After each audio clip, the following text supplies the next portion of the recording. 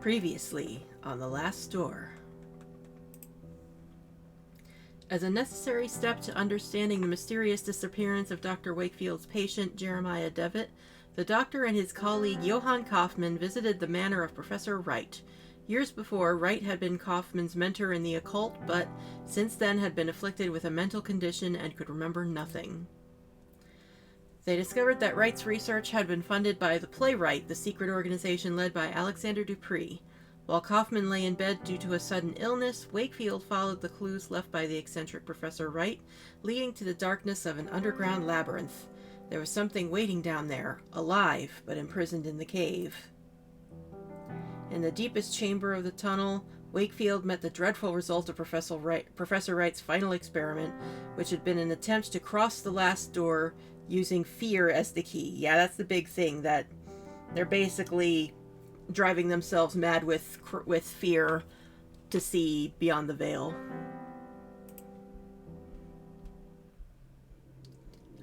Alright, do we get to see the thing again?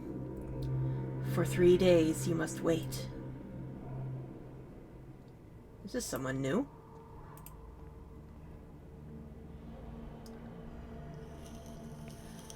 Alone amongst these dead stones.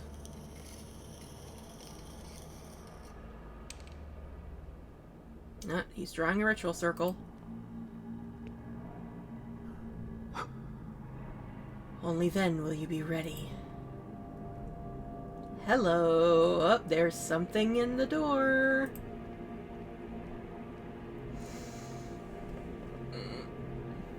To complete your journey, Mr. Ashdown.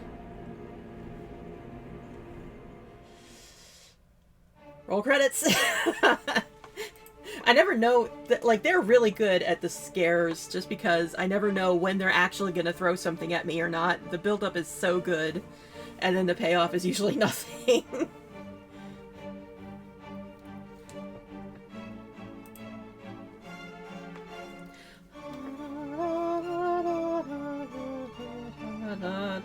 Once again, the theme song is a good warm-up for me.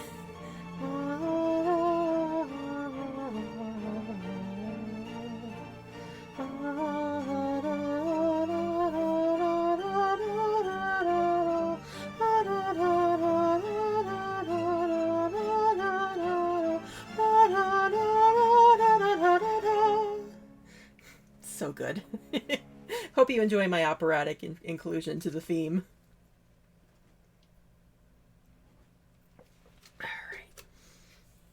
Alright, so do we see what happened? Oh, hello. Pendulum. I think I can remember.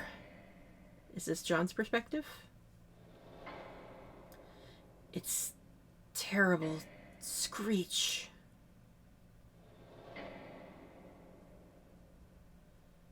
But it was not that of an animal. Also checking the volume, making sure everything's balanced.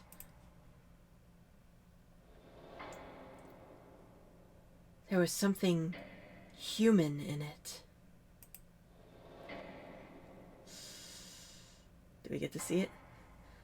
A desperate cry for forgiveness.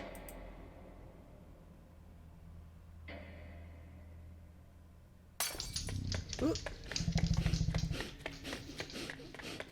Oh, I don't like this. Why does it sound so muffled? Is this John panting or is this the thing? Oh, that's the thing. I guess he's covering his mouth to, like, hide.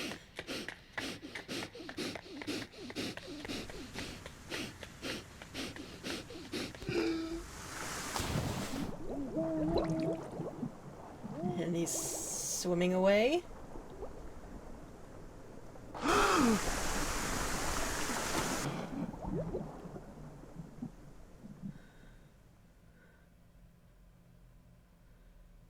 The sound design, man.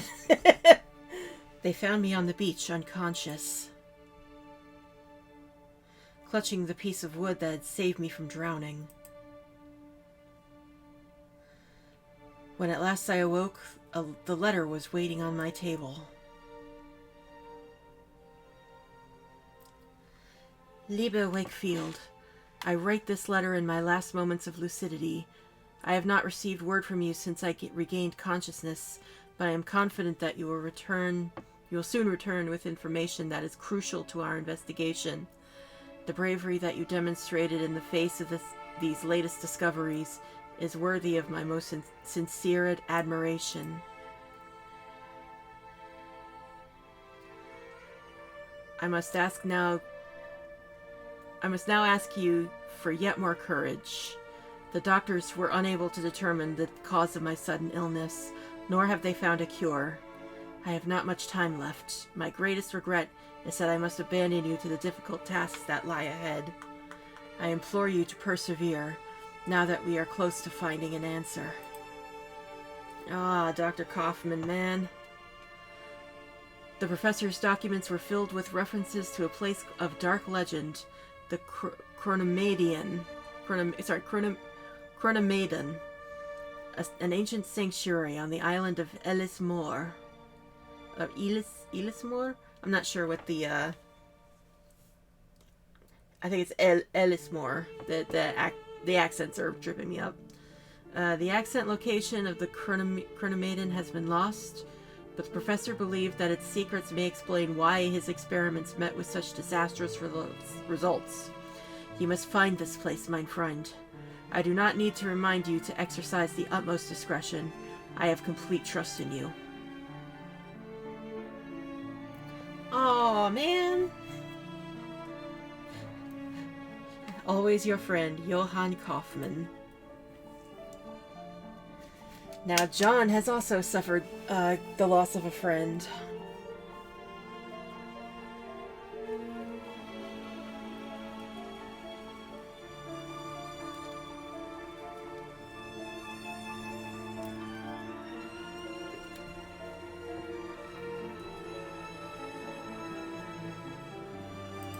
Oh, I didn't realize I had control.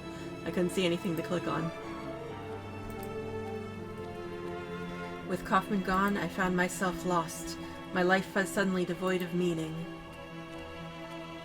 It was as though my friend had written a letter to a person who no longer existed. Weeks passed, maybe months. I did not count the time, but the day came when I realized there was no other option. To honor my friend's memory, I had to keep looking. I had to find Jeremiah Devitt. Wherever he was. Ooh. Methinks there might be a trip across the veil in the future for our Dr. Wakefield.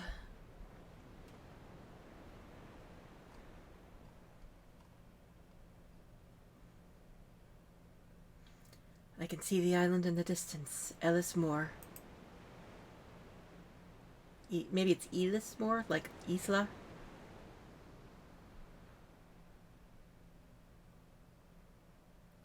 Season 2, Episode 3, The Reunion. Does that mean we're going to find Jeremiah? Or possibly see the ghost of our friend?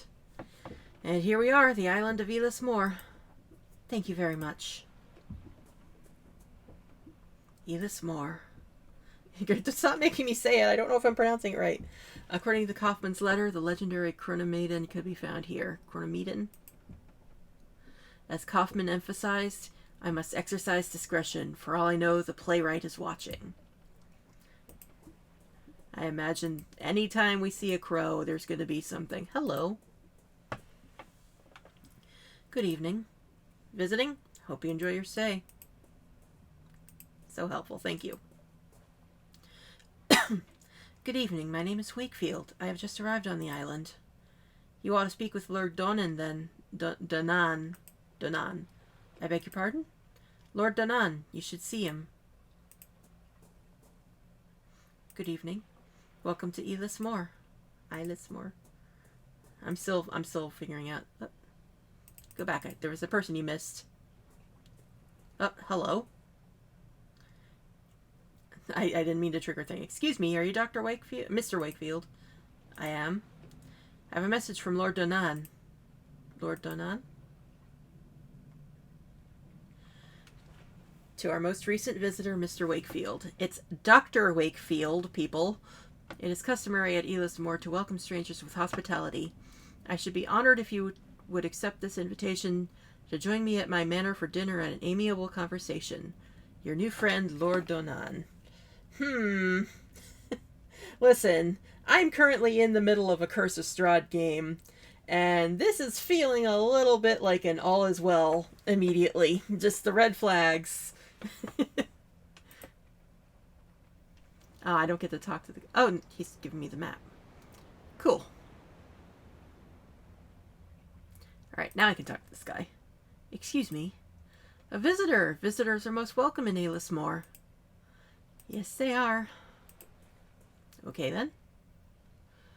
Alright, before I accept any suspicious invitations, step 1 is explore the world for anything that's not nailed down. Windows are open and the light is on. Is this a house? Someone's house or a church? Looks like a house, maybe. Is that a wheel? An abandoned wheel. A peculiar cog is attached to it. Based on the cog's workmanship, it looks like it was part of a complex industrial mechanism, but someone has tried to fit it crudely onto that bicycle wheel. How on earth did it come to be in a village like this? Yoink! Industrial cogwheel. Considering the machine we saw last time, that's a little suspicious. Knock, knock. The door is locked. Can I knock on the door? Nope. Alright, is that the only thing here?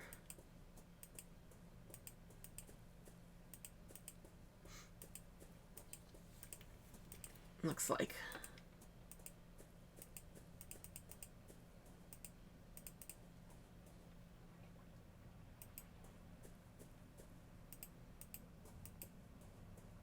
Oh, I can go that way.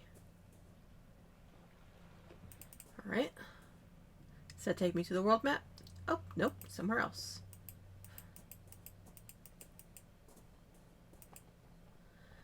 Faint smell of fish and potatoes is driving through the shutter. The fish smells slightly rotten. Uh-oh. John, I think you're an Innsmouth.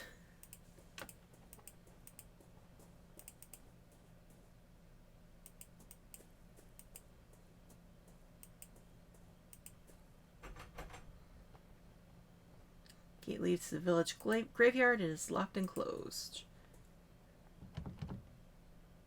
Door is locked. Everything.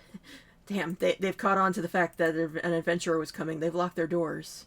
Ah, now we go to the world map.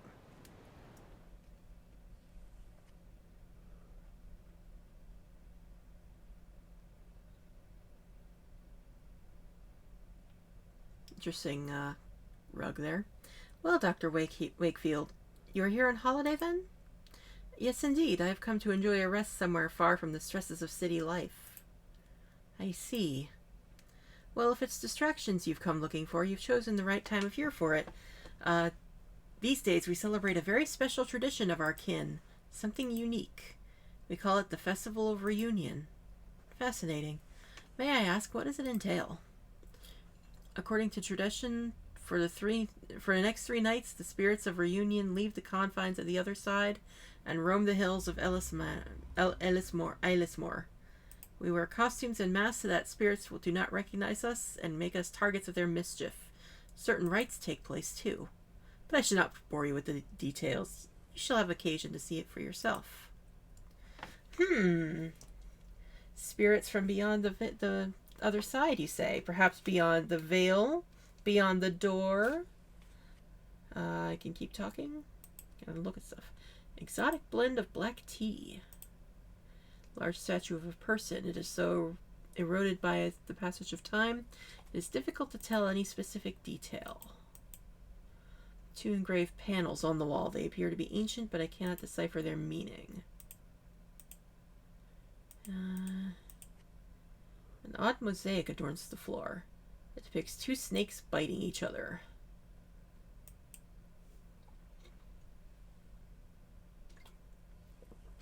Right. It is weirdly quiet in this room. Do these panels on the wall represent a classical theme? I cannot seem to place it. They are the panels of the first king of Aelismore. In the days of the Druids, we worshipped the great god Luch, and our kings did right by those beliefs. Luch? I apologize, I'm going to mispronounce a lot of names.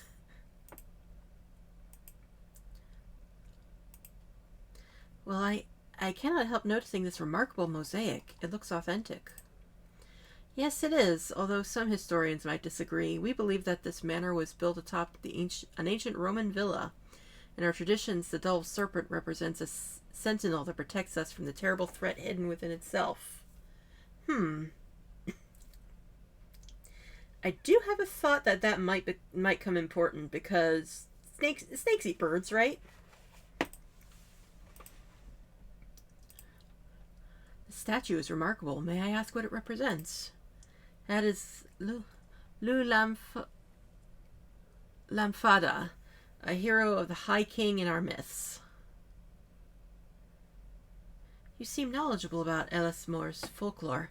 I should like very much to learn about the island's history in more detail. It is true that we in Aelismore cleave to ancient traditions. We haven't lost touch like some of those in the mainland, but I am no expert. If you are really interested, you should talk to Miss Foster. Please forgive my indiscretion, but do you consider yourself a religious man, Dr. Wakefield? Uh-oh. That's a good question. I don't know how much she is. But I also feel like if someone asks you if you're a god, you say yes. Yes, I do. You seem so certain. May I ask why?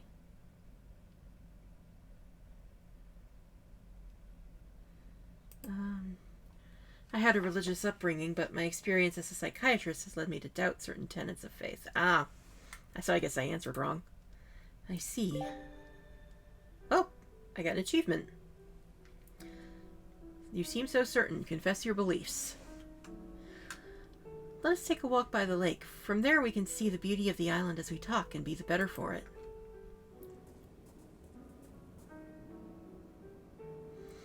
The marsh in this valley is, for simpletons, a wellspring of frightful tales.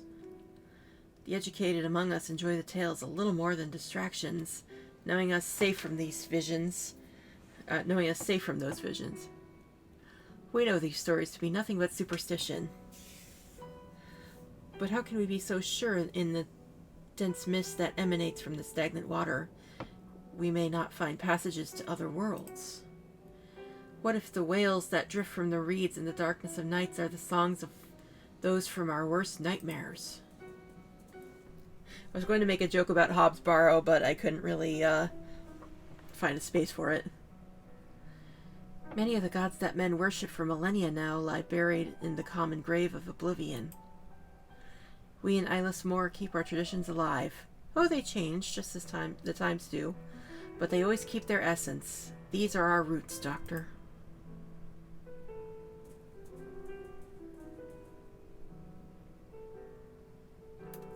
I must now take my leave, as my presence is required to start the rites of reunion. Feel free to continue your walk on your own. The village can be found just beyond those hills. As I mentioned earlier, you may wish to speak with Miss Foster. She is something of a resident expert on Aelismore's history. She can often be found working late at the school, the building right across from the quay. It's been a pleasure meeting you. Farewell, Dr. Wakefield. It has been a pleasure, Lord Donnan. I am so sorry. I can't even remember how I pronounce things one point to another either. Old barrel lies stranded on the shore. Painted label reads mineral oil. It is sealed. Okay, so I'll probably need something to carry that in at some point.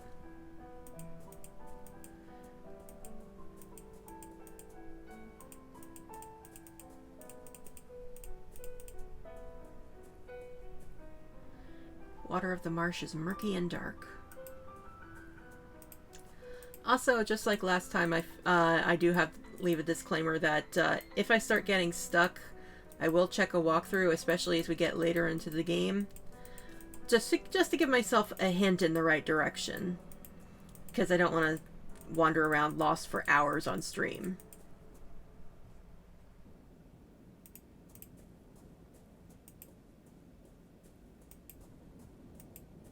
Oh, hello. People in masks. It just occurred to me there was a photo in Alexander's house of people wearing rat masks. I wonder if that's what this is. Excuse me. Hello, my name is Wakefield. Hi.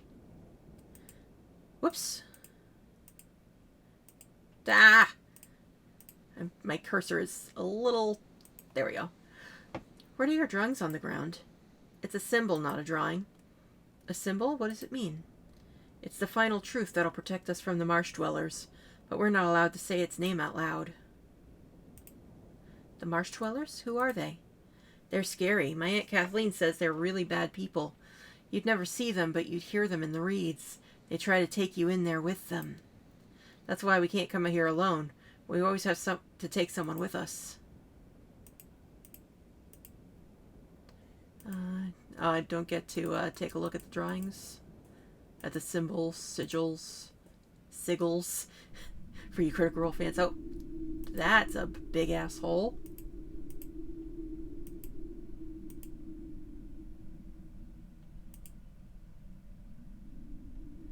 This place appears to be the remnants of an ancient temple to some unknown deity. No. I was thinking it kind of looked similar, but not quite. Is this when John falls in another hole? I don't like when they give us a close-up. That means something's coming. A huge hole lies in front of me. An ominous, chilling draft issues from within that sends shivers down my spine and makes me very uneasy. To a superstitious mind, it might seem like a passage to another world.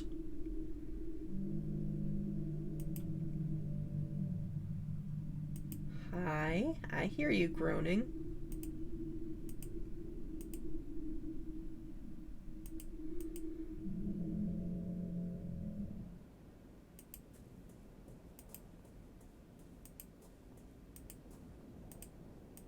Okay, they have nothing to say.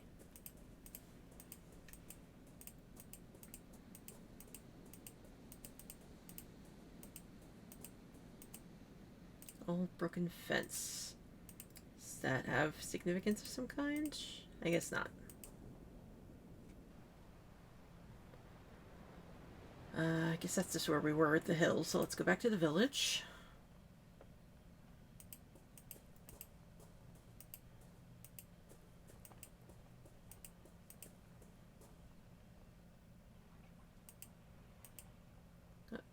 All the villagers are gone. Are they perhaps converging for the festival? Or have they just gone to bed? What's that? Is that a bottle? A bottle is floating on the water. It is caught on the seaweed just out of reach. I think there's something inside. It's just too far. Alright, so I need to find a stick or something.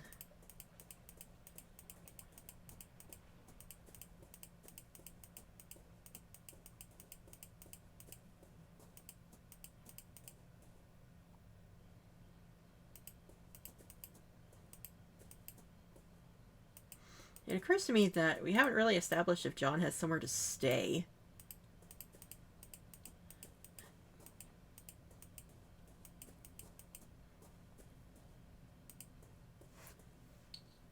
Hello?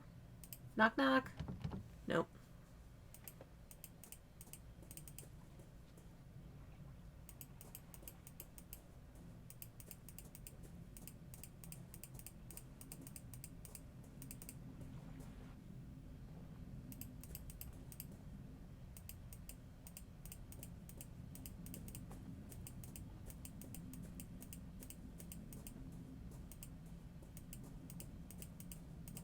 Oh, the gates are open. Ah, I guess they're, this would be where they're getting ready for the ritual. A waving lantern. Can't interact with it. Oh, that's a good point. I should look at the graves. And also the mausoleum. Small mausoleum. The door has a small slot. I might be able to peer through it. Oh no. Hi. Inside, a candle provides dim light. I can make out a statue of a hooded man. I can also hear someone whispering. No, I can't die yet. Not without knowledge. Is this one of our first spirits? Is it so terribly unthinkable to truly understand the gods? How can we live only on faith?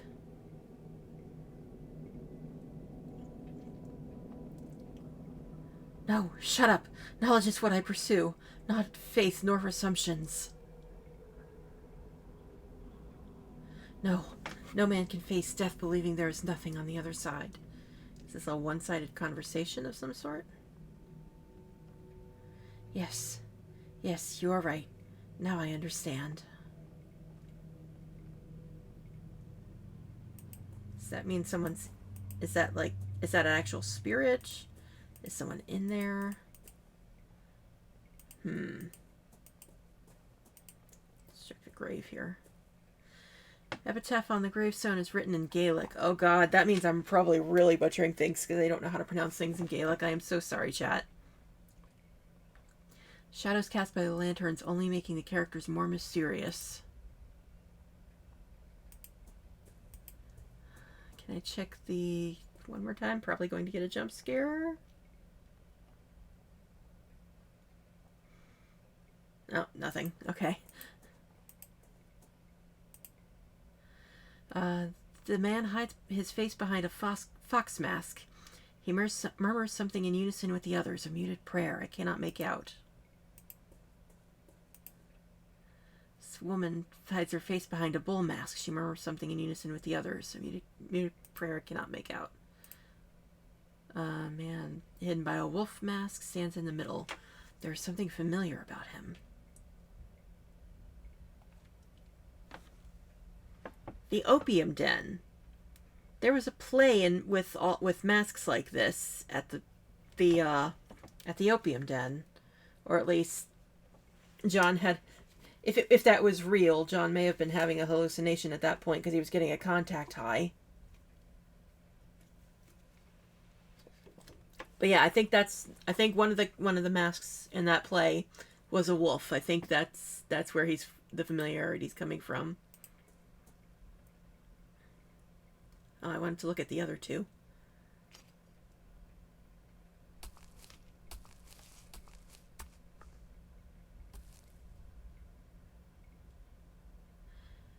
I believe they were burying mirrors in a hole in the ground. What a peculiar tradition. And what have we got here?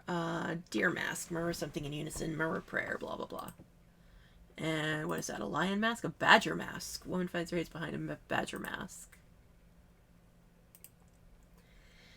In the middle of the graveyard stands an old alder tree, which the locals call a fianog. I think I've heard that one. That word I think I know. Fianog. Many lanterns hang from it, and I do not know for what purpose. And only a couple are swaying in the breeze, which feels ominous to me.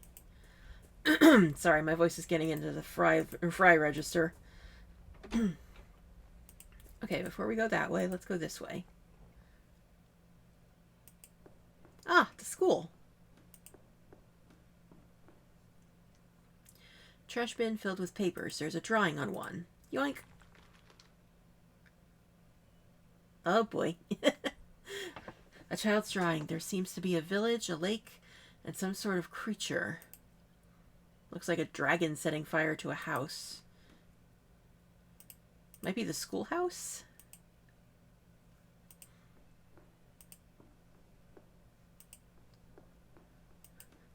Pardon me, ma'am. I must investigate everything else in your building before I talk to you. Shelf of handmade books with unfamiliar titles. Most of them concern strange rites. This feels very Wicker Man right now. I'm not gonna lie.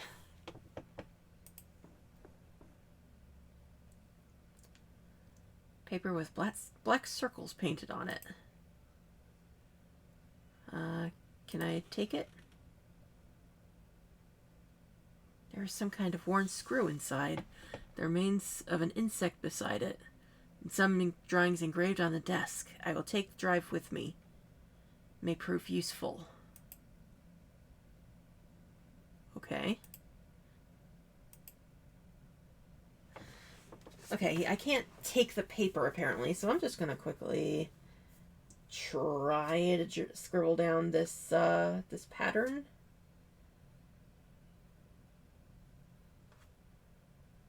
Where's my cook sheets? There they are. So it looks like a rock formation. I don't know if the actual shape is relevant or if it's just a sign that I need to keep this in mind. But I'm at least trying to get the general shape just in case. Right, good enough.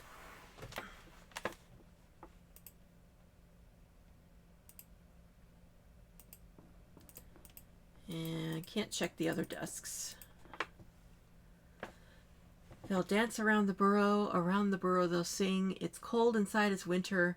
Don't get too close, or else they'll pull you in. You know, for kids. Good evening. To what do I owe the pleasure? I am a busy woman, as you can see. My name is Dr. Wakefield. I have come to Aylesmore, to rest for a while. Lord Donnan said I might find you here. Have you met Lord Donnan? It has been so long since I have seen him here in the village. I hope he is well. I'm not even going to try. I'm sorry. I feel like I'm I'm already pushing my luck with pronouncing things. Welcome to Aylesmore. So you have not seen Lord Donnan lately?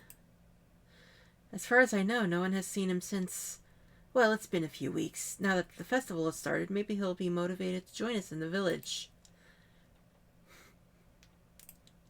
Something happened a few weeks ago. Oh, it was truly terrible. Kieran, his only child, disappeared without a trace. He went off to play in the hills and just vanished. No one has seen him since. Good Lord. And you say he has not been found yet? How is that possible? We all searched the island, but he was nowhere to be found. He's gone beyond the veil. What can you tell me about Kieran's disappearance? Just that he was a restless child who loved exploring deserted areas. He might learn more from his classmates. His desk was in the back corner. I guess that's that desk there. What can you tell me about this curious festival? Well, it takes place when the constellation reunion is visible in the sky. On those nights, dark things and spirits ride the winds that travel across the hills. As you may have already seen, at sunset the villagers don masks. They do this so the spirits will not know them or carry them away to the depths of their underground caves. Underground caves? There's definitely something in that big hole.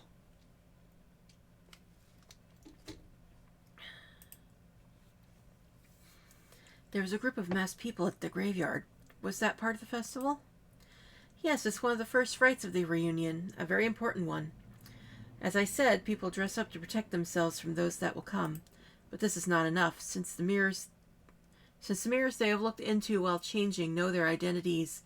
They bury them next to the old Fear Nog. The roots of this tree grow both worlds at the same time, so they keep the witness mirrors safe. Interesting. That's kind of a cool ritual. Lord Donnan said you are an expert of the island's folklore. He said that, did he? Well, I wouldn't call myself an expert now, but I've lived here in Aylesmore longer than most, and I've heard my fair share of stories about the other side and its people. Might I ask you a question, Miss Foster? Yes, of course. Do you know the meaning of the word chronomedan? Yes, it is a very unusual word, very much indeed. The chronomedan is the sanctuary of the Crooked One. It is a cursed place, the dwelling of the devil. I recall it from the tales that I heard as a child. Of course, our elders only make up those tales to scare us and protect us from harm. Oh boy. Would you tell me the story of the Chronometon? All right. There's a hole in the ground up in the hills, rather, not too far from the village. A hole so dark and deep you'd not see the end. Folks around here believe there lies an old serpent at its depths, ravenous for flesh, the Crooked One. Long ago, our ancestors threw livestock into the pit in hopes of placating the Crooked One's hunger, though that tradition has not been practiced for some time, so perhaps it would be best if you do not approach the hole. We're gonna approach the hole. It is said that their last heir of the Zha'ilathal once defied the Crooked One by approaching the rim with an iron amulet in her hand. It is general knowledge that beings from the other side detest iron, so the cursing and shouting of the young Zha'ilathal received no immediate answer. Okay, so yeah, this is definitely all sounding like Fae lore, which is odd for a Lovecraftian story, but I'm not too mad about it because the Fae definitely have potential for horror, so it's cool to see it. And also, you know, maybe they think it's Fae, but it's something else. You never know.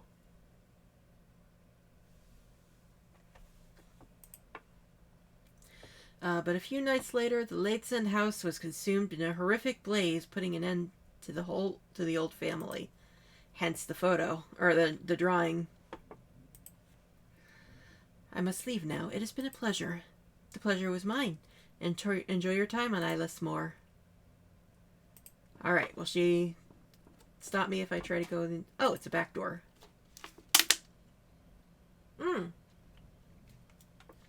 Okay, that's where I am.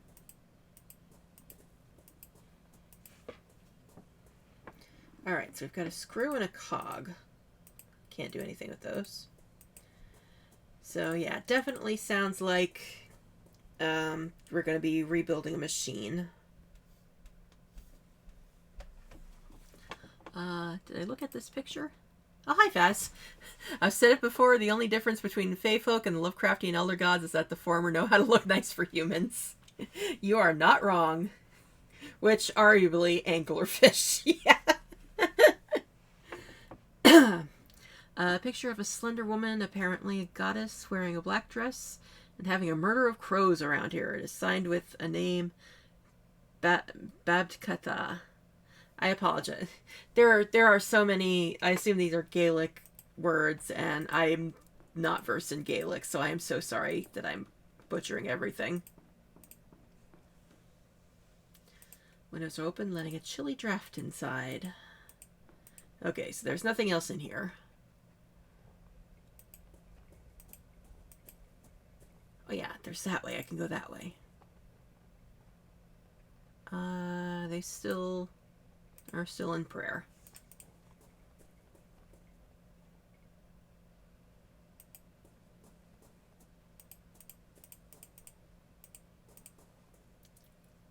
Empty doghouse. Nothing has slept in here many years.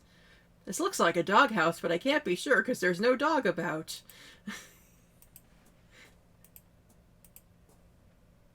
Oh. What is that? An old rowboat filled with stale water. Something sticking out of the water. Time to stick my hand in it. A worn-out umbrella. Doesn't look like it will rain anytime soon, but there might be a purpose for it. Oh, I know what to do with it. What's over here? Just takes us back out to the front. Hopefully I'm going the right way for what we need to do, because I know exactly what to do with an umbrella. I can use it to snag this bottle. Paper rolled up inside the bottle. Gods remain silent as the fog settles. We may look for the king beyond the clouds, but find the queen with a fiery crown. King beyond the clouds, queen with fiery crown. I'm going to write that down.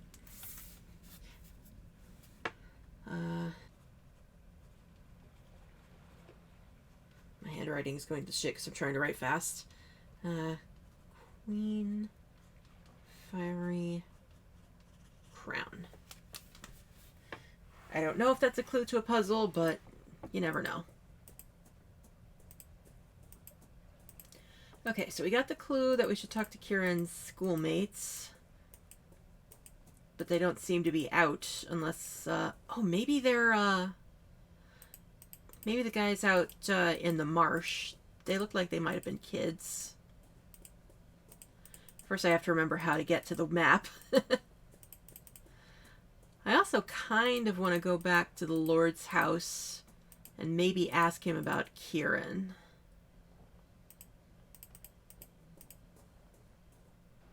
Here we go. Alright, first let's go to the hills. See if they can tell me about Kieran.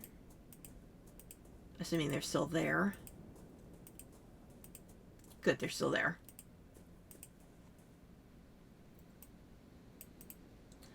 Were you Kieran's friend? He was nice, but he didn't want to play much. He was mostly going in the hills by himself. Was Kieran not afraid of the marsh dwellers? No, he said that he had seen them and that they were not as scary as Aunt says. I think that's why they took him. You think the marsh dwellers took him? Yes, for sure. Before he disappeared, he said he found a treasure. A disc with a beautiful drawing. He took it from the old house in the hills. Maybe the marsh dwellers wanted it. Huh. Disc with a beautiful drawing. Excuse me? No, he doesn't want to talk. What if I show him this drawing? Doesn't seem interested. Can I show him the drawing? I found this drawing at the school. Is it yours? That? No, Kieran painted it a long time ago. The drawing is Kieran's. There could be a clue here of his whereabouts. What is this? That's the crooked one. They said the villager defied it, and the next day her house was burned to the ground. They say it was the crooked one paying her back. That's the house where Kieran found the treasure. Ooh. Ooh. Do you know how to get there? Sure, it's easy. Map location, baby!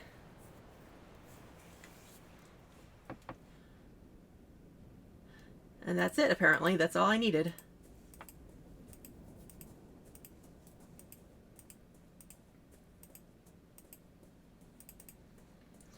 Alright, time to get into trouble.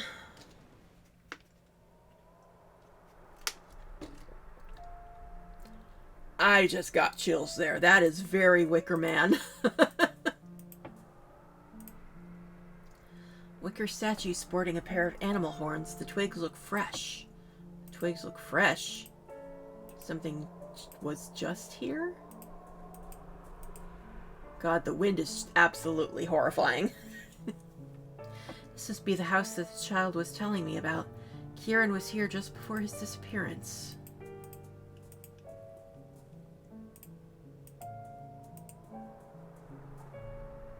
A mailbox. Check the mailbox. Amazing that it's still intact enough. The envelope is very old. It is stamped returned and there is a letter inside. My dear cousin, I am doing poorly. I would ask that you not call upon me here at Islasmore. Not now nor ever again. Please keep grandmother's ring. I believe that she would have wanted you to have it. Yours faithfully, Bridget. There's something else in the envelope. Oh? An iron ring. Whoops! I clicked out of the window. An iron ring. Definitely want that on hand. Can I put it on? Small thin steel ring. I guess that's a curiosity for me with the Fae. Does steel count as cold iron?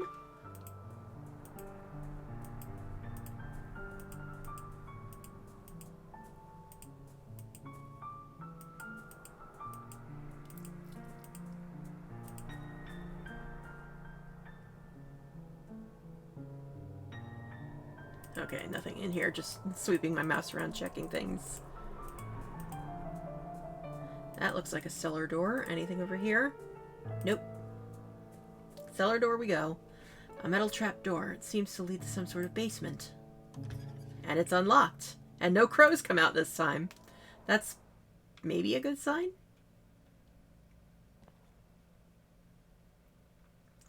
I think this basement might have once housed a library.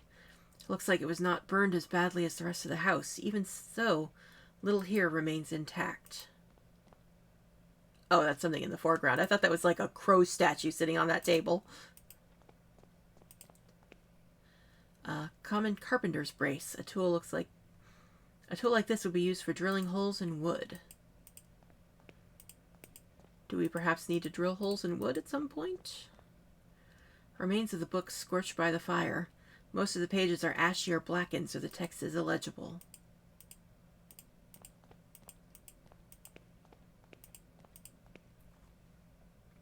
This table has been upended. And John doesn't have the curiosity to try to move the table. What kind of adventure game protagonist are you, John? An ornate chest, its inside untouched by the fire. It was probably opened long after the inferno died down. There is a diary inside. It is signed Bridget Ladesand. Several pages toward the end are missing. Oh boy. Oh, this was almost a century ago in game. 7th of August, 1801. Words cannot express the gratitude I feel for Aunt Mayer's bequest. May her dear soul rest in peace. This house is just what I wanted, just what I needed to still my nerves after the exhausting pace of life in Dublin. 10th of September. I would not have thought to find such a remarkable library hidden away in the basement. It includes several magnificent tomes on the most picturesque customs of our land. 23rd of September. I found Aunt Mare's diaries next to an odd iron disc, but the contents of the diaries were appalling. What could have happened that dear old Mare would write such things? The damnable place she speaks of. I must know if it really exists. I am resolved to investigate our family's crypt. It would be prudent to wait until dusk before traveling to the Northern Cape, so as not to be seen. 25th of September. The abbey was in such a state of decay that it was nearly impossible to find the mural painting in the dark. Fortunately, a dim light happened to shine through a gap in the wall, illuminating the face of the sentinel. I believe Aunt Mare's iron disc is needed to open the secret passage. Is that in the Lord's house? 10th of October. Is this the legacy of Ladesand? I can stand to bear it no longer. Fire will put an end to this blasphemy and cleanse the land of our family's curse. And should the fire prove insufficient, may this testimony serve as a warning.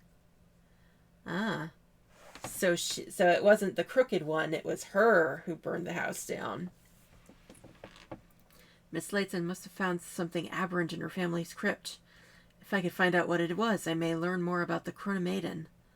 My intuition tells me that I must act tonight, or else it will be too late. The old abbey.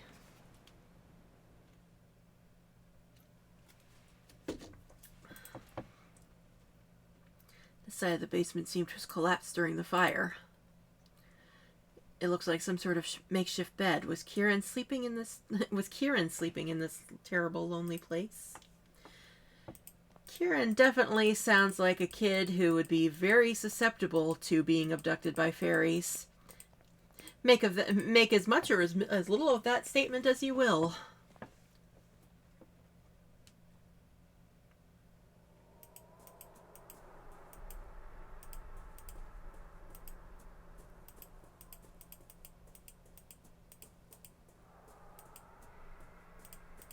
Yeah, the howling definitely sounds like... Oh, God.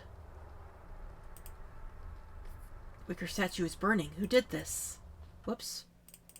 Just nope right back into the burning house.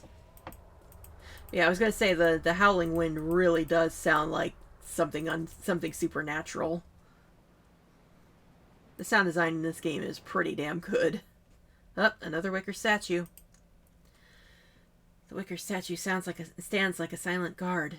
Its presence makes me uncomfortable, as though I have trespassed on forbidden grounds. Which, you know, kinda did, John.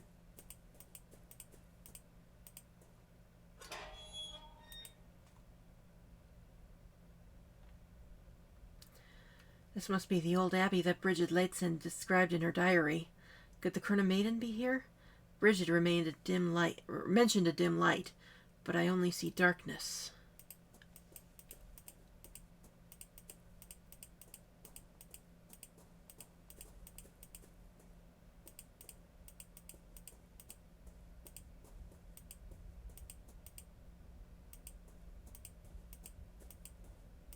I feel like I hear rumbling of some sort.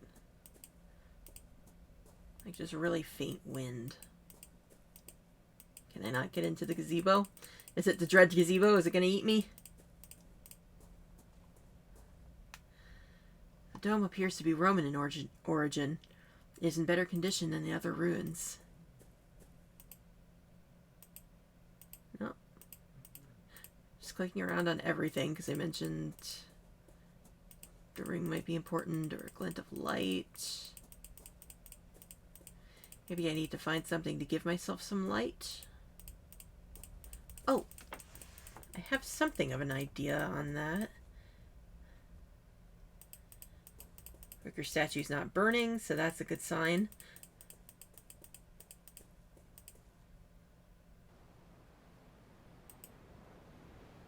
Let's see, was it here? Or no, it was out in the hills, maybe.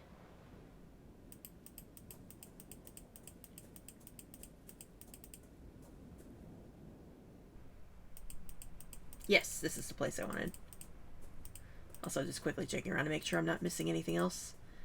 A barrel here of mineral oil. Really? It is sealed. Maybe I need to find a way to unseal it. So I was thinking I could take the bottle and fill it with mineral oil. So that sounds like something I'd need.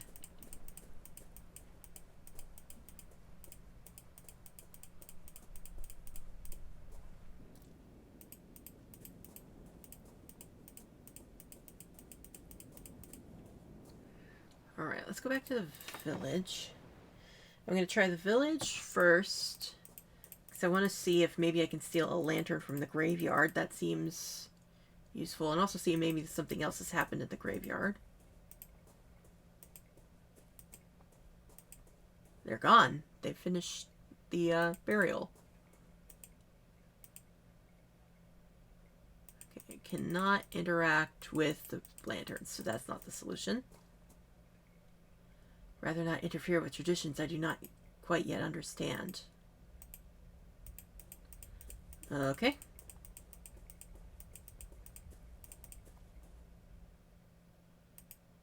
And she's not here. I'm guessing everybody's gone to bed by now.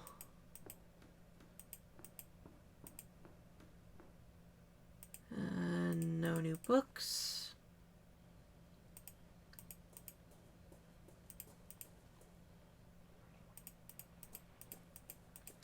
Alright, next I'm going to try the Lord's Manor. See if there's anything there. And if not, then I will... Oh, hello. Put us actually outside the grounds. Seems to be the goddess Athena, goddess of wisdom, war, and the arts. She's dressed in armor, seeming ready for war. Good old Athena. Probably one of my favorite Greek gods. The statue appears to be very old. Its appearance suggests that it could date back to ancient Rome.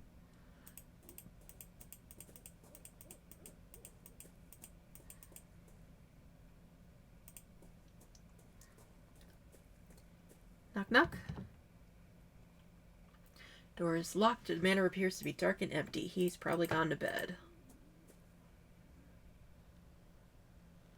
Ooh, another wheel. It is a safety bicycle. I still do not understand how they managed to keep balance with such small wheels. It looks quite new, but its chain is broken. Can I take the chain? Sweet. May find a way to fix this chain. Perhaps with... No. The noise of the swing gently being moved by the wind is the only thing breaking the silence.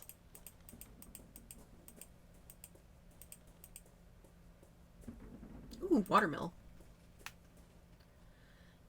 The mill wheel. Something is preventing it from spinning. Can I investigate what It's keeping it from spinning. Strange mechanism runs from the mill's wheel shaft into the building. It seems to be lacking a small piece. Perhaps a cog? The cog is way too big to fit between the gears. Looks like I need something smaller, thinner. A screw, maybe? Hey, hey! Hey, I did it! Now the water wheel's working. Doesn't look like there's water, though.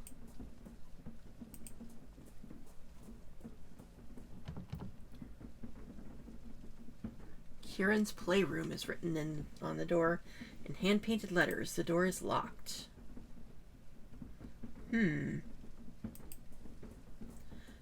Just realized, is that a hole on the side that I just randomly clicked?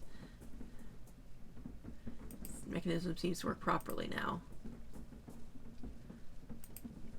Okay, I fixed the water wheel. To what end, I do not know.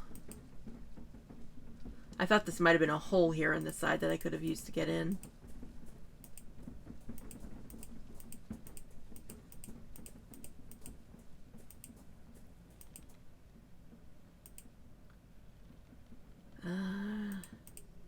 Oh!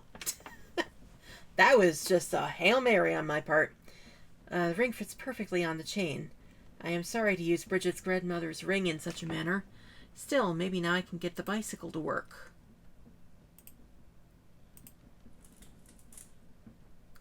The tires are too threadbare. I don't see how I can ride it safely, but at least the chain rotates. What the fuck was that? What was that sound? Sounded like it came from this direction.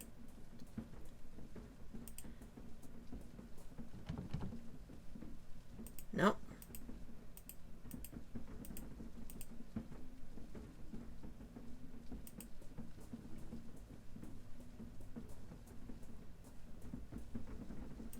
Our wheel's working. Nothing over here. It was a really heavy sound. It sounded like someone banging on a drum. Oh, what the? Roman statue has been thrown out and replaced with a wicker one. I don't like this. The Roman statue lies shattered on the ground. To destroy such an ancient statue, could this really be part of the festival? Me thinks it's not. Okay, door's still locked. Still don't know why I fixed the bicycle.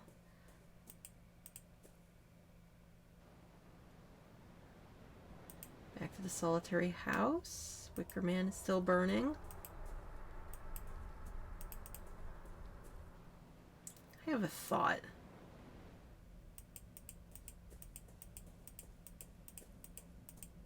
Wait, no, it wasn't here. It was at the old house. I clicked out of the window again.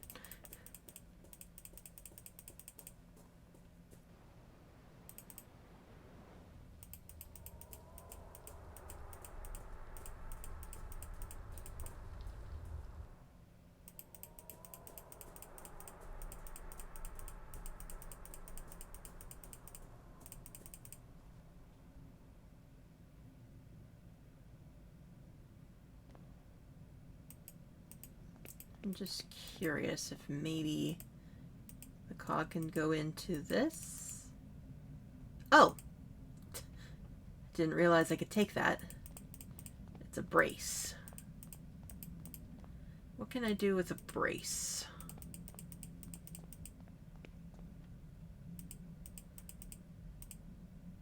Just clicking around here to see if maybe Kieran left a key somewhere around here. Does not appear to have.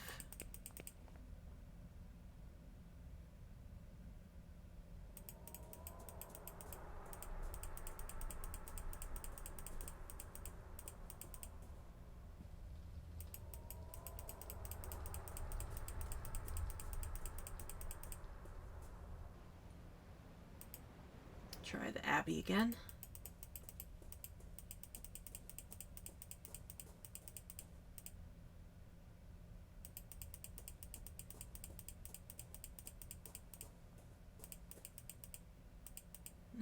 Still nothing here.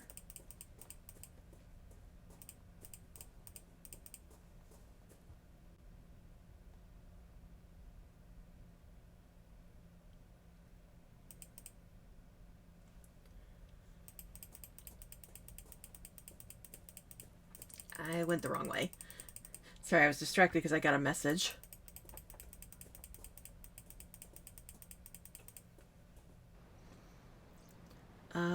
What was I thinking of? Donna Manor, that's what I was gonna... I vaguely have a thought that maybe I can try to use the brace to get the door open.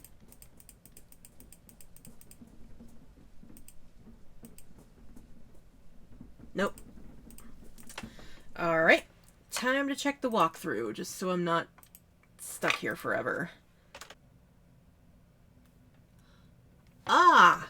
Okay. So apparently the thing I was thinking I needed to do was something that I was just missing a tool for. And I now have the tool. So let's go back to the hills.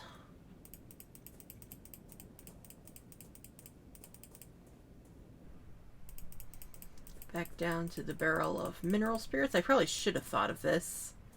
And use the brace to open the barrel. And now I can take some oil. Now that there's a hole in the barrel, dear Liza, I just have to push the bottle a bit, and I managed to fill it with oil.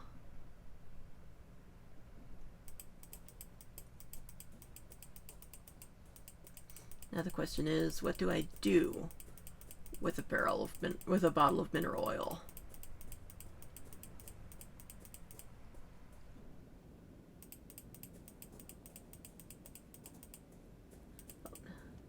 That's the symbol that was written. They were writing before.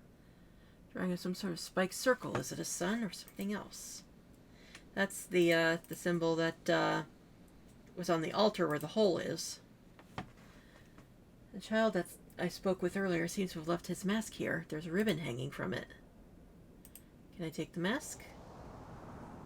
Oh, I lost the ribbon. I wanted to take the mask because I feel like that's important.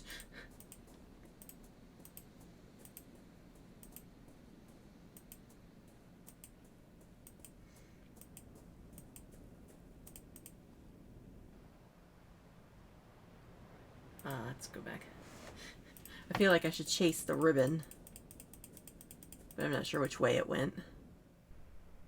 Ah, there it is. This is the ribbon that was hanging from the mask. Yoink!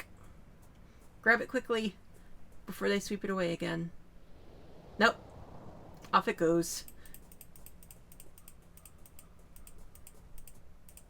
Can I go this way? Ooh, I can go this way now. I can see a lighthouse in the distance. Aha!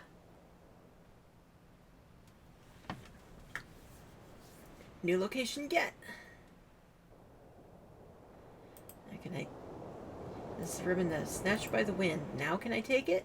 There we go. A red ribbon. I think it was part of the child's mask that was left behind in the hills.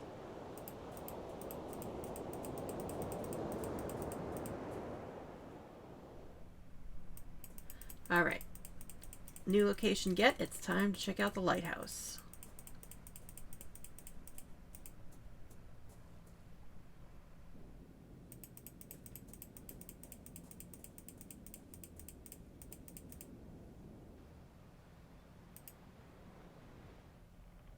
Ooh.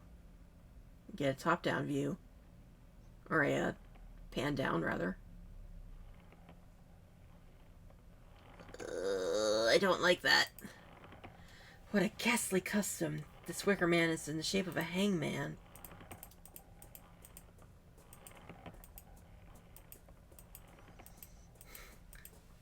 God. Flashbacks to the first time in Whitestone in Critical Role. No one answering.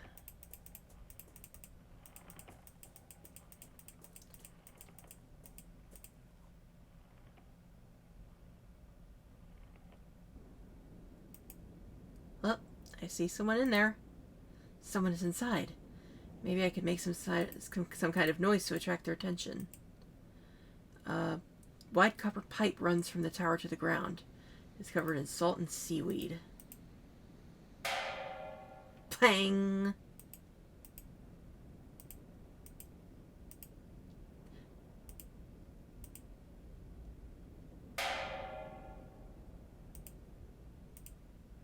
Getting their attention.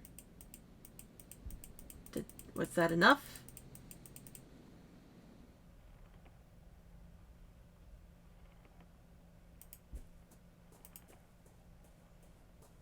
Knock, knock.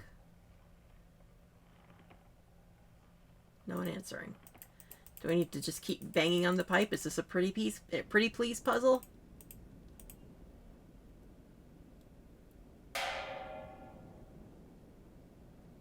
Oh, the lights went off.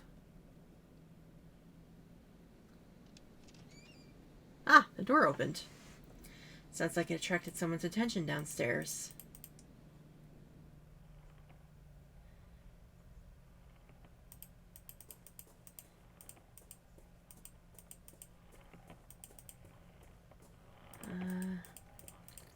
Am I just breaking and entering here? Or are they just inviting me in? Oh, hello.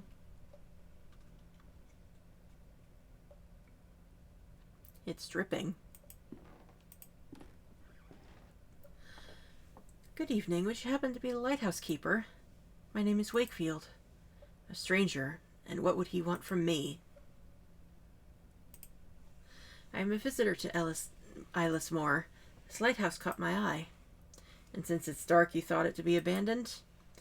Well, it's not. Even though I can barely see a thing, this is my house. Why is the lighthouse lamp not lit? Is it not dangerous for the ships? Do not let it concern you. Many years ago, the sea lanes were altered to avoid this coast. Now it's rare indeed to see a ship in these waters. After the accident, the lighthouse was never repaired. Was there a failure in the lamp's mechanism? Precisely that. One stormy afternoon, I suddenly heard a strong noise up in the light room. The clockwork mechanism had stopped working and the lamp was off. I had never seen a failure like that. I could not get the lighthouse working again. You say you had an accident. What happened? I was checking the lenses because the failure looked so very strange, and I was worried. But all of a sudden, the light must have turned on. I was blinded, and I can see nothing but fleeting shapes ever since. Has nobody else tried to fix the lamp since? No, no one in the village is interested. For them, the more isolated Isles Moor is, the better. They do not care about ships or accidents, especially Lord Donan. He sees anything coming from outside of the island as a threat. I see. I understand. Do you know anything about the disappearance of Lord Donan's son? A tragedy it was. A strange one, but a tragedy nonetheless. What was so strange about Kieran's disappearance? I think you know, John. You've heard the story. I just find it a bit suspicious that it happened so close to the reunion. It's too easy to be keeping secrets during the festival, being how everyone is afraid of leaving the village those nights. What do you mean? Look, folks here are too gullible. They'll do anything to protect themselves from their strange fears. They'll not eat corn, nor drink milk, or they'll dig graves for their mirrors. And of course they'll avoid standing near the fear nog to avoid too long, because though the fiends cannot touch the tree, they're attracted to the smell of its resin. Ooh. But surely it's all nonsense. Look, it's easy to prove it all wrong. Just don't follow the rituals. You're a stranger to our ways, but have you seen the things I mentioned? Well, I did see a group of people in the village burying mirrors. Exactly. What do you think would happen if you unburied those mirrors? That a band of goblins would come out in the marshes to steal them? Nothing but nonsense. What of Kieran's disappearance, then? Well, I'll admit I'm not sure what happened to the boy. But one thing I am sure of. This festival of reunion is nothing but a farce. And it would be just so easy to prove it. Might I go upstairs to see the light room? Even though the lamp is off, I would like to take a look at the surrounding countryside. Well, I do not think you will see anything, really, but if you are so interested, yes, I guess you may. Thank you for the pleasant conversation. I must go. I wonder if that's the hint to, okay, just take permission to go in. I wonder if that's the hint that it would be safe to unbury a mirror, because I feel like we're going to need one. Just a hunch as an adventure game player. The clockwork mechanism that causes the lamp's reflector to spin. However, I think something is missing. I could do with some oiling as well. Could it use a cog, maybe? The cog was the missing piece of the mechanism. I have replaced it. However, the mechanism is still too rusty to move. Little mineral oil ought to help with that. There's a little hole in the tank and the oil is leaking. The mechanism will not work properly unless I fix it. Okay. Ribbon? Ooh, ribbon worked. Now I can oil the mechanism without worrying if it's leaking. A little strange, but I'll take it. The cog was a missing piece of the mechanism has been replaced, and the mechanism has been well oiled. It's easy to wind, and now it is back to life. Can we turn the lights back on? Looks like the lighthouse's electric lamp battery slot. Click. Looks like the lamp is lit by some sort of electric switch. However, its battery is flat. Alright, so we gotta find a battery.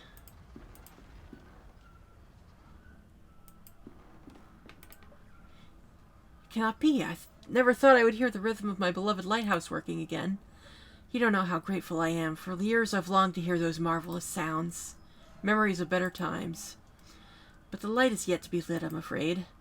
Ah, that battery. Have you got it charged already? I used to have a crank I would use on it every night, but since the loss of my sight, I've lost track of it. Okay, so I need to find a crank or possibly make a crank. Fuse cords and firewood. Drip of water left unchecked. It has ruined the metal and collected into a small pool.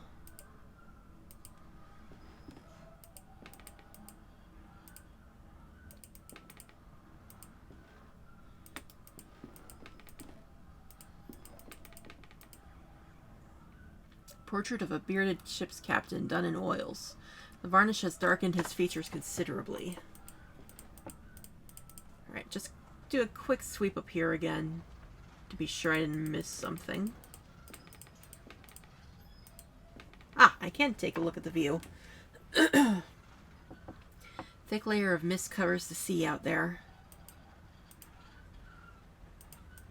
So I probably need to relight the lighthouse to see what's out there. Alright, so I gotta find a crank for the battery. And I need to find a way to get into Kieran's room.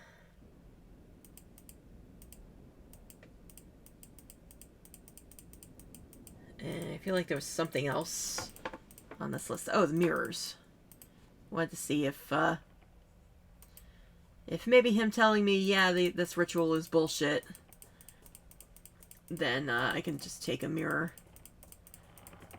As long as, you don't tell anyone that you did that. If you're gonna desecrate someone's ritual, just, be secretive about it, John.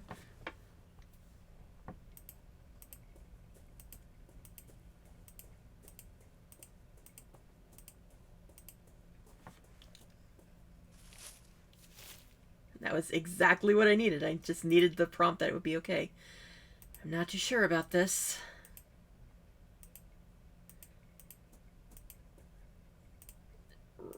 Really, John? You start and then you chicken out? That feels like it's worse, John.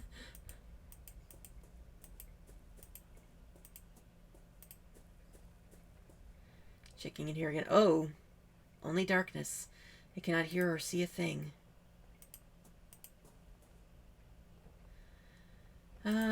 Just gonna quickly check just to make sure. Oh, duh. Okay. Well, I'm gonna leave the, Uh-oh. What was that? That sounded like the mirror broke. But yeah, I apparently forgot to pick something up at the lighthouse. Hi.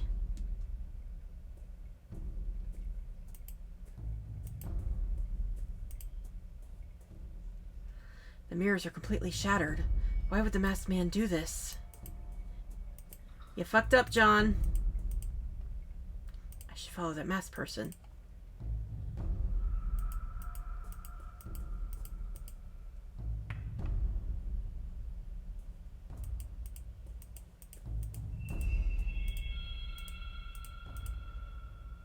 Didn't want to click on the boat.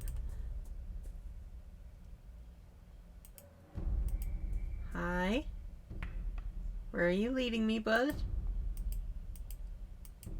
Seems to be heading east. East to the manor?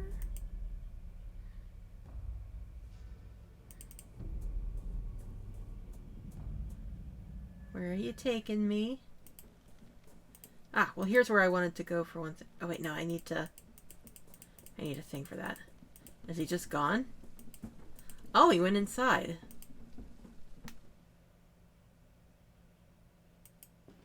It is too dark in here. Ornate levers built into the wall. Is it a light switch?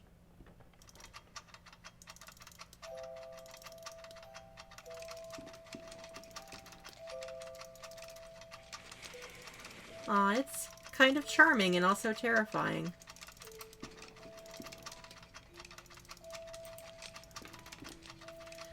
A painted man-sized wooden doll. It represents an old lady.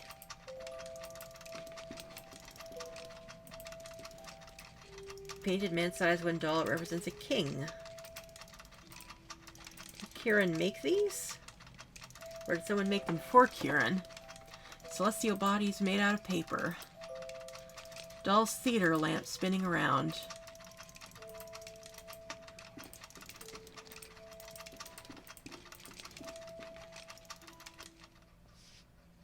Oh, there's the mask. Hi. Ugh. The stranger's mask is lying on the floor. Can I take it? Something's underneath the mask. Ah, that coin with that symbol. An old iron disc drawing a spiked circle engraved on it. Hey. I hear something wandering in the dark. I can see a deformed shadow in there, writhing and fidgeting. I cannot get any closer. Alright, John is traumatized. I do not blame him in the slightest. Okay, so back on track to what I was trying to do before.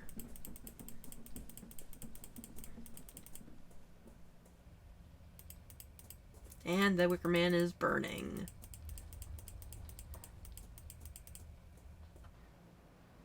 Okay, where was it? Lighthouse.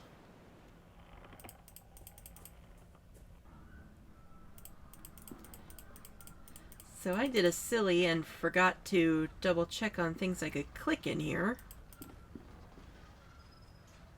So apparently I can just take that battery.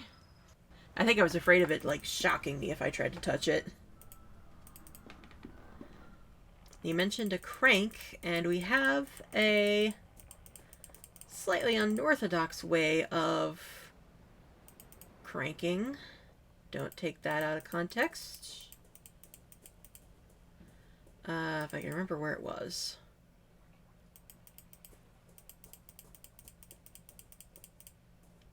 No.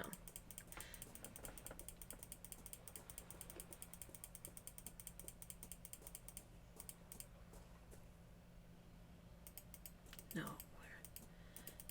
Where was it? I've blinked on it now. It was... So to save you the suspense, the bicycle wheel is what we're looking for in terms of being able to crank to recharge the battery.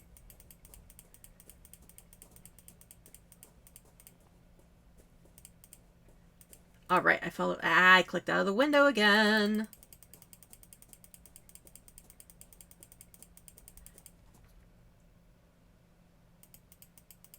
Was it this way? No, it was outside his manor. It was in the manor. Right.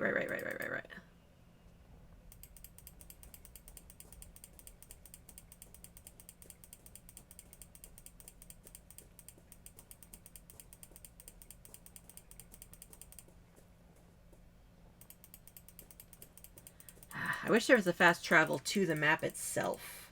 That would make this a little less frustrating. Manor. Burning Wicker Man.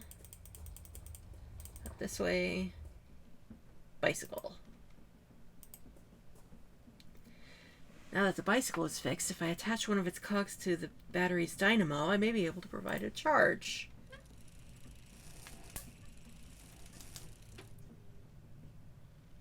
Managed to charge the battery by attaching the dynamo to the bicycle's cog. Back to the lighthouse we go.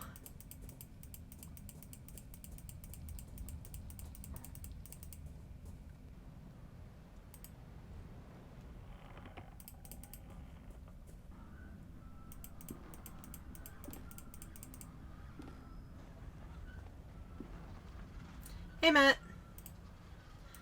We might be getting involved in Faye shit now.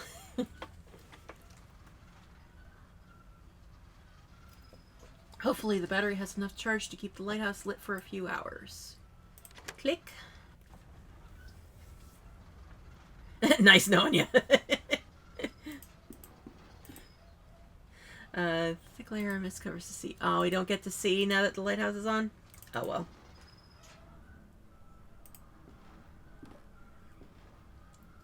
And he doesn't have anything to say about lighting the lighthouse. And now that Wicker Man is burning. Yee. That was a little unnerving. Rope gave way just as I passed.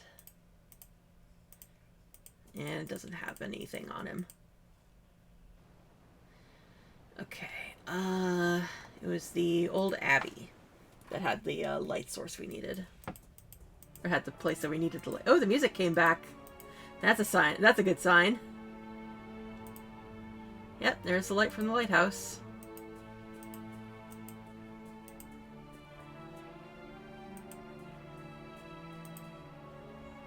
Dome appears to be Roman in origin, better condition than the others.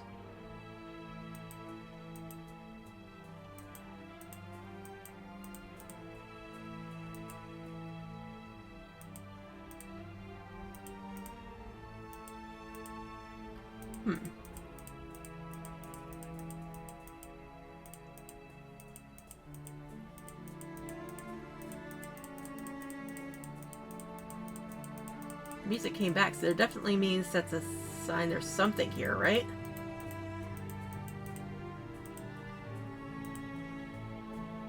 Just to check before I start running around in circles.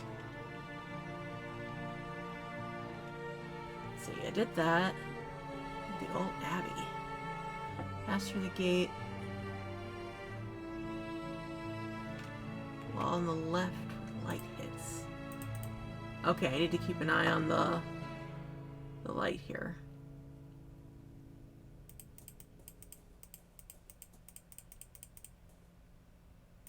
Supposedly there is something when the light hits it will stand out.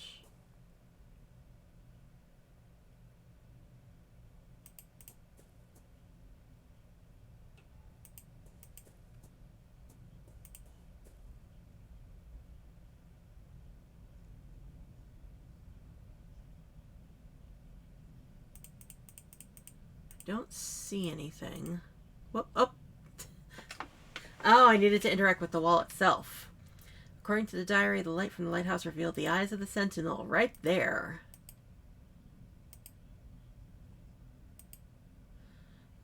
A pair of evil eyes seemed to glitter in the dark.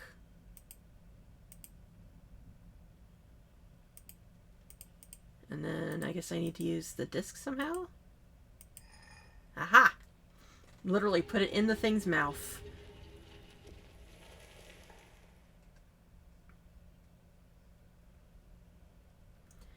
Hidden entrance is open now. What was that sound? I'm guessing that was the sound of the Wicker Man starting to burn now. Who recognizes patterns? Burning again. I think that's all 4 Wicker Men we've seen that are on fire now. Alright, into the depths we go.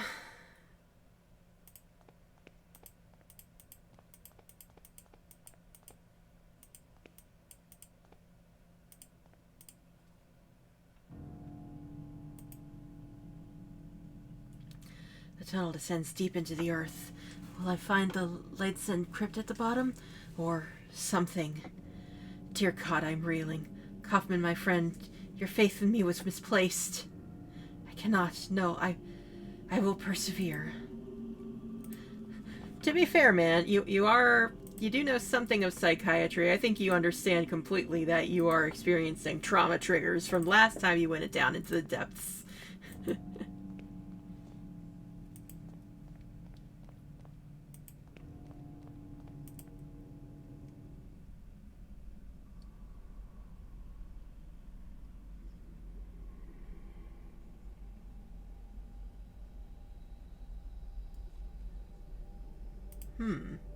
Small coffin half rotted away.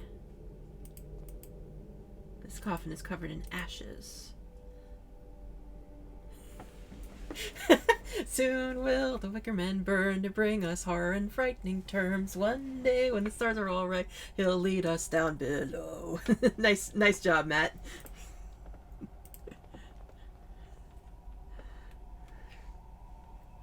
Let's see, a coffin does not look quite as old as the others. Is that important?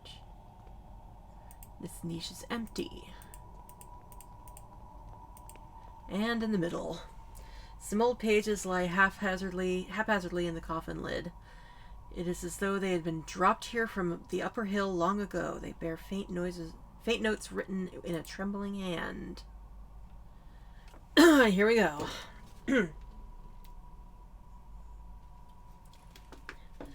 Down in this unholy burrow, they filled the Chronomaiden. Our worst nightmares crawl and die.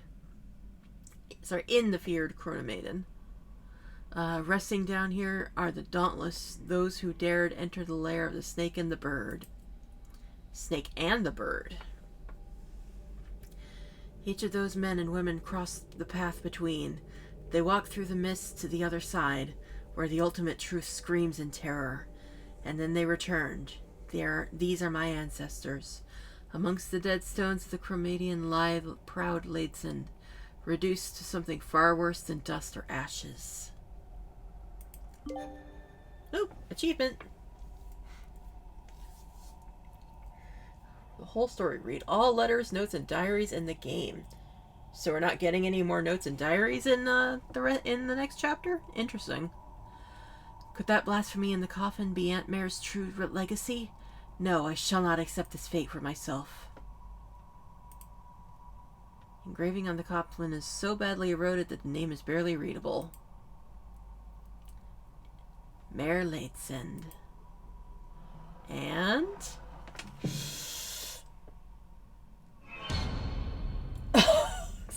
was that a bird skull? Oh, shit. Oh, John, be strong, buddy.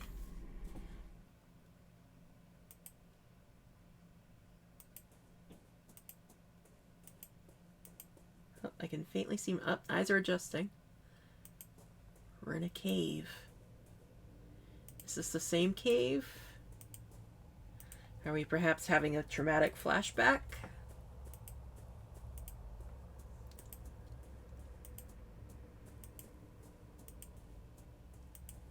I'm trying to be like, seekers of the truth will sacrifice their wisdom. Is John going to the Vale? To open the way to where the Fearnog blooms. Your offspring we welcome, its hidden threat. Only the light of your sign will carry its purge. Hi.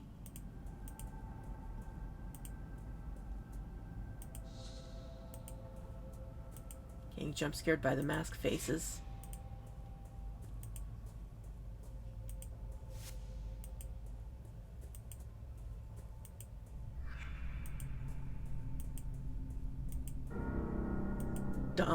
to you two. Alright, where are we going, John? It's getting dark. Are we about to be chased by something?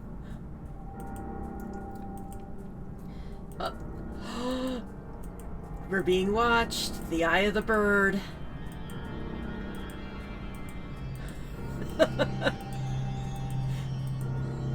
This is giving me flashbacks to Chicory. Thing to know about the Fae, do not fuck with the ones that have deer horns.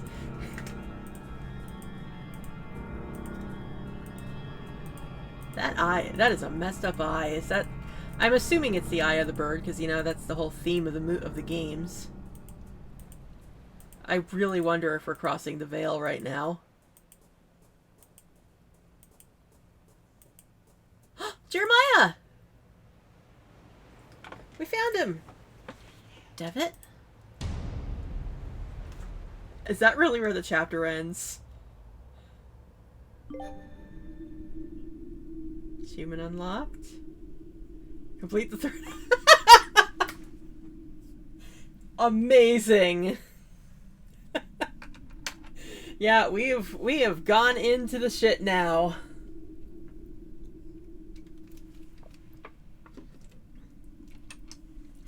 All right. Oh, I'm excited. We're about to see some fucked up shit, I'm sure.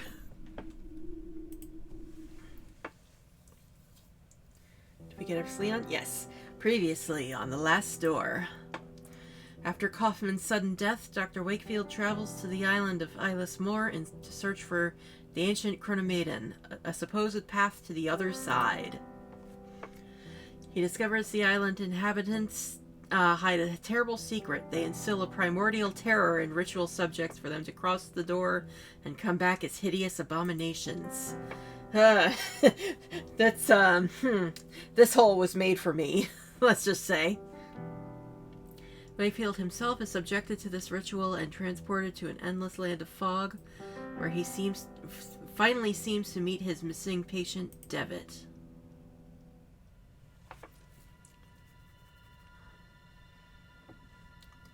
He must be stopped.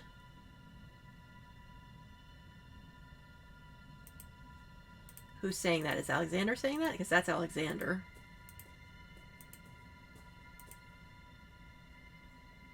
We have not come this far.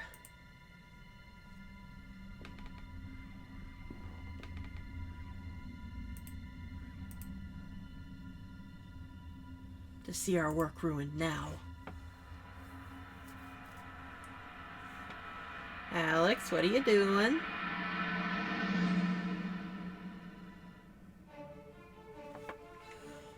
Ooh, interesting.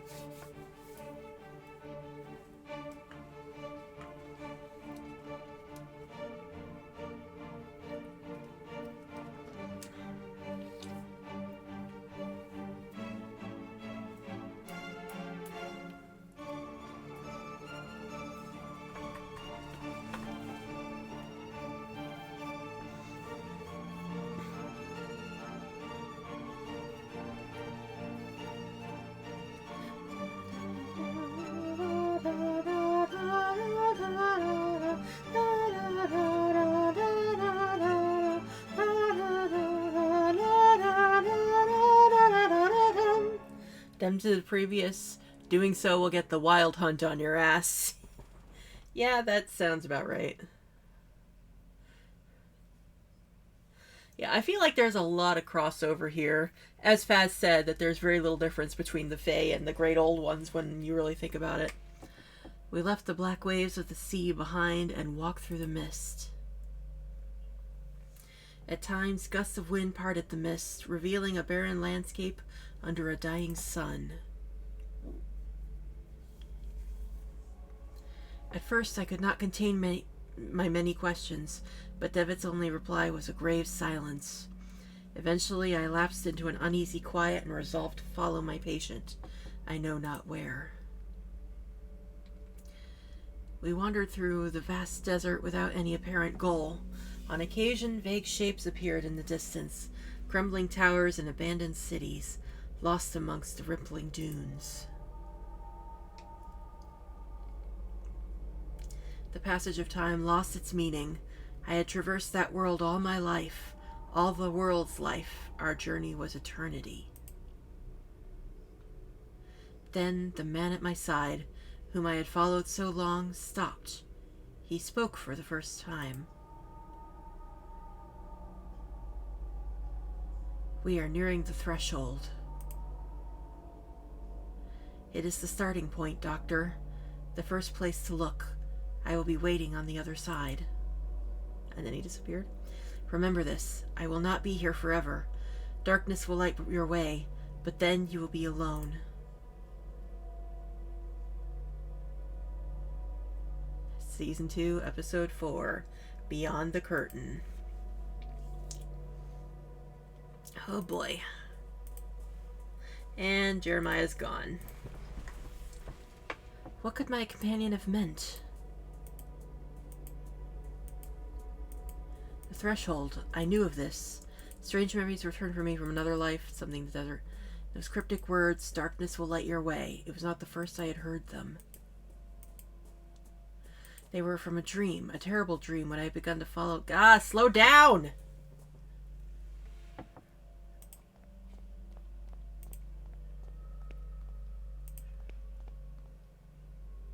Hello?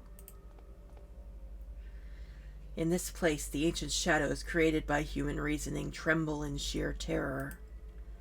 Its name is Zha'ilathal. Zha'ilathal. The last curtain.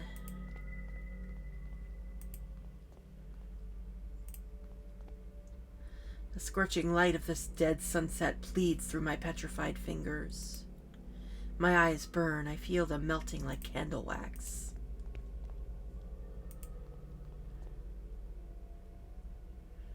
So I'm wondering if maybe John had also had, or maybe just because he was starting to have nightmares after Jeremiah disappeared. I'm also wondering, is Jeremiah trying to coax John into this, or is he trying to get help?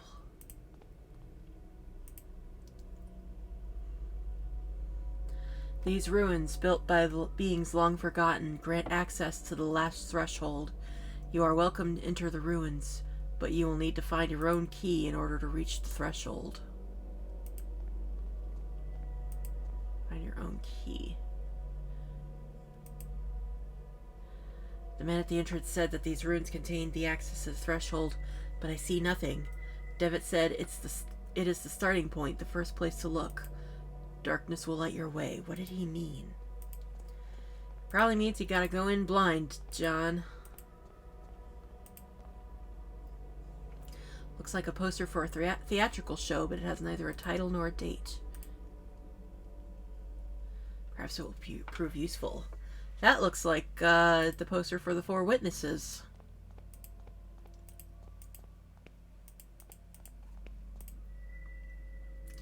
I see nothing but ruins. What was it Devitt said? Darkness will light your way.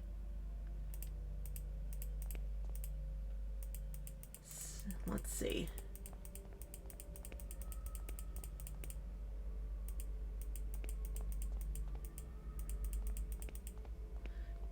Anything I could do to, like, I don't know, blindfold myself, wait for night.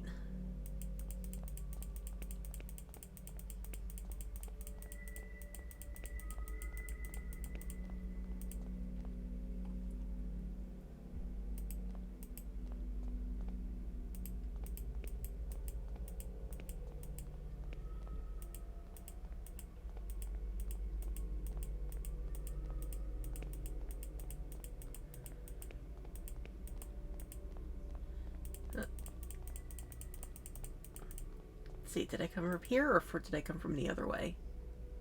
This is new. Look to the sky. It reaches to the earth, but it will never meet it. Can you see the magnificence of this infinite horizon? The cold, unattainable, all-embracing darkness. This is the outer limit of the threshold. Not far from there, the black waves of truth wash upon the veil that covers human eyes, and it falls apart.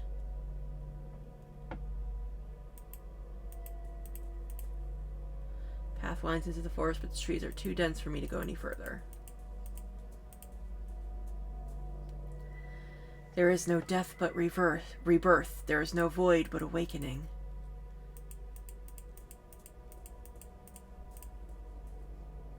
I am too tired to go on, to keep seeking what was promised us. But at least here I am safe from the terrible hazard of peering through my own shadow. Paths blocked by sharp rocks. Okay.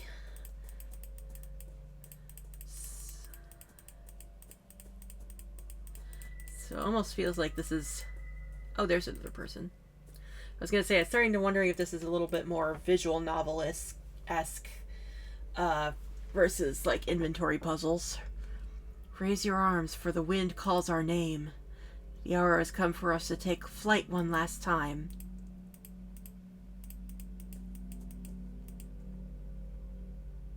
Ah, here we go.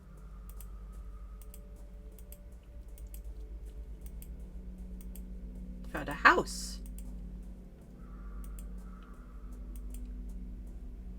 Do I know this house? I feel like the front entrance is vaguely familiar. This looks like the Beechworth estate, but massively messed up. Pendulum strokes are sickly slow, but they seem to keep time in this place. Silhouette of a strangely shaped head. Looks like there's a mouth or a hand coming out of the mouth. Ugh. Paintings lack any form or composition. They are a uniform shape of the purest black unimaginable. Or purest black imaginable. Door is locked. Birdcage. There's something inside the birdcage. Can I take it? Is that a mandrake root? Some kind of root. Seems to have a human shape. Yeah, I'm gonna assume mandrake root.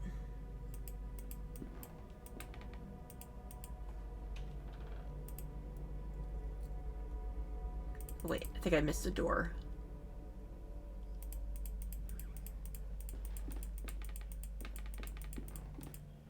Oh no, that's the door that was locked.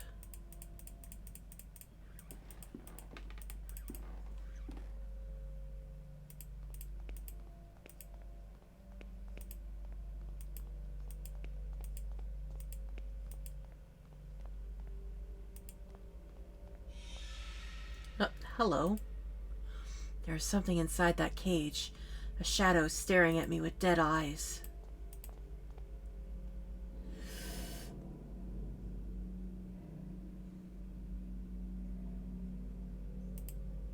I can see something in it.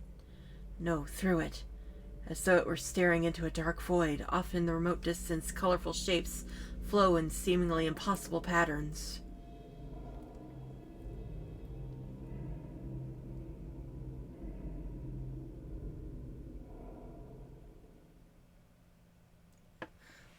Flashback.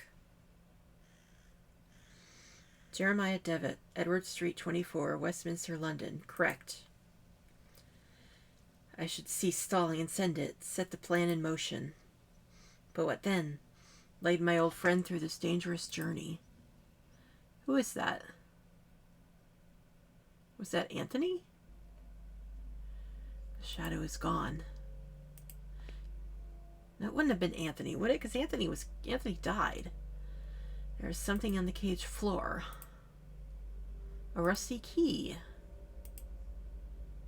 Cage is open and the shadow is gone. Oh boy.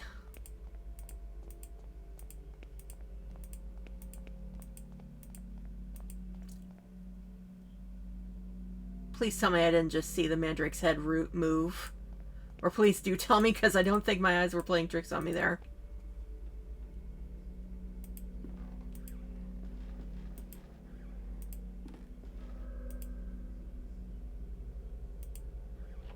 Yep, the Mandrake's head is definitely moving.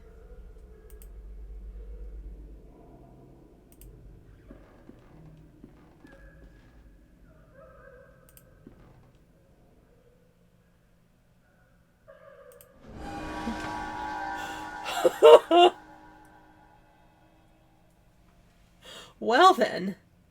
Oh, this is Anthony. I recognize that study. So I guess we find out what happened to his wife, maybe? My faithful companion who kept many secrets with me over long nights of research. That's the links, I think. This letter, videte nequishat. It will be enough, I think. It's time to send it. I'm just not sure if it's the right thing to do. Yeah, this is absolutely Anthony Beechworth. That was the message that he sent to Jeremiah. A small bird that managed to lead others through the treacherous fog. Raymundus chose an apt name for the compound.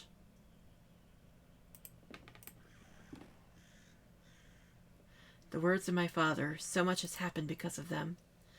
Alexander swears that this time we will succeed, that the Hupoi will undo all our mistakes, free us from the terrible haunting gaze. But should we not accept the consequences of our actions? So much suffering, so many deaths. For what? What have we attained so far? Hi! Hey, buddy. They're coming.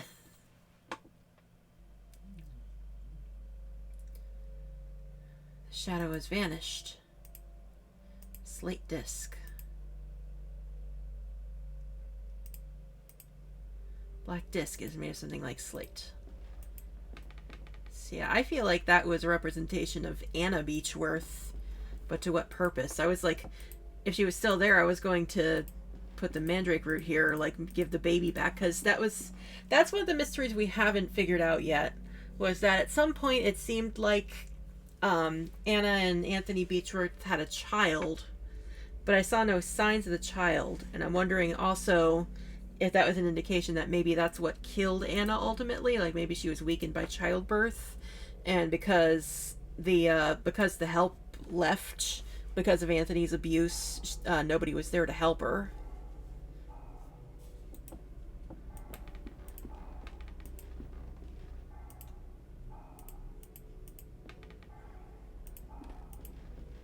Nothing that way.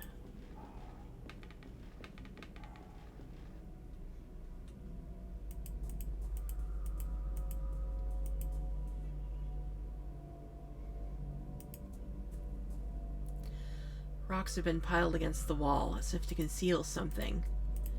And there's a red puddle back there. That's where we found the dying crow before, isn't it? The ground is soaked in blood. Black feathers are strewn about. What happened here? Yeah, it's definitely like they're recreating Anthony's manner, but wrong, is what it feels like. Oh, the gramophone. An old gramophone. There's no disc. Perhaps this disc? Does it play Carnival of Venice? When I put the disc on the gramophone, it started spinning on its own. Wait, is that a melody coming from the house?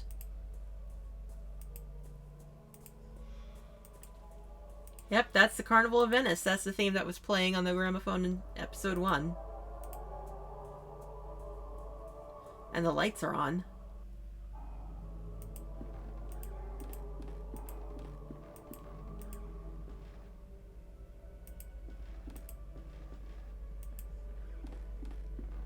Were there two doors here before?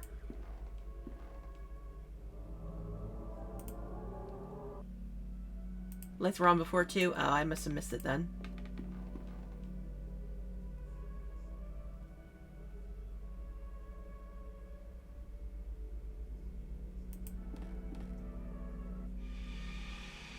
Hi, is that the lynx silhouette? Just a shadow of the lynx projected onto the wall.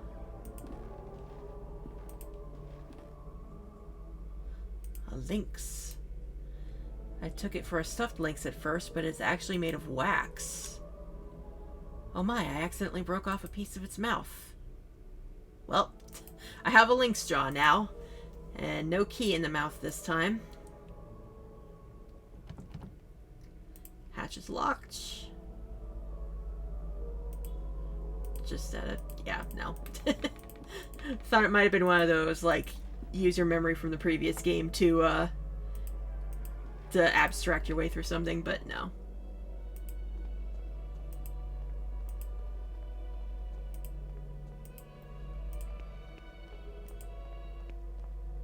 And the music stops. Oh, there's a dead cat on the floor.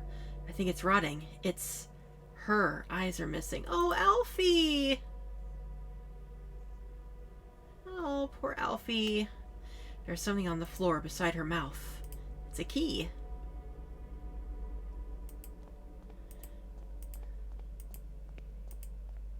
Now I'm half wondering if... Was that a sound, or did I just make a weird noise with my lips?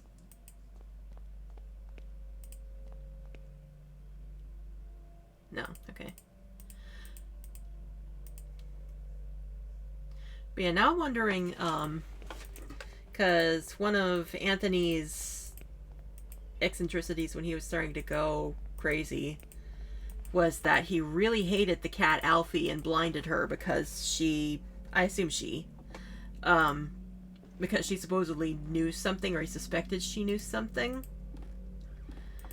Like, that was just his paranoia.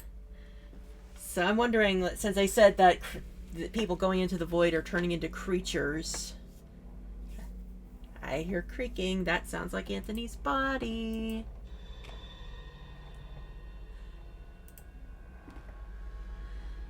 You are of no worth to us anymore. There was barely any worth to begin with.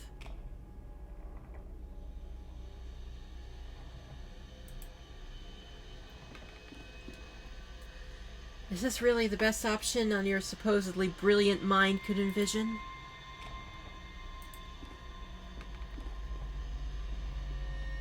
A few meaningless words, a pathetic attempt of your guilt-shattered conscience to remedy the situation.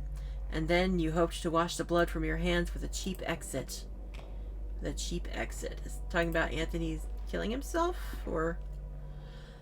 Look upon yourself, Anthony. See what you've become. Witness your only true legacy.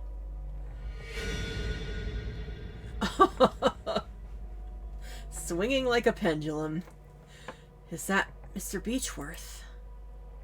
I see something through the shadows slowly taking form.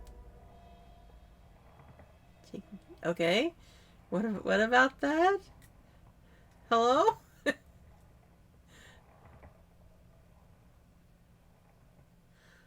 Oh, Anna. Now we get to see what happened, I guess. The crow's staring at her. Ugh. Anna? Anna? Sweetheart? How did this happen? Oh, is that the inciting incident that her death, like, made him realize what happened? Or... Too late. It's too late for us. But he can still choose. I have to warn him.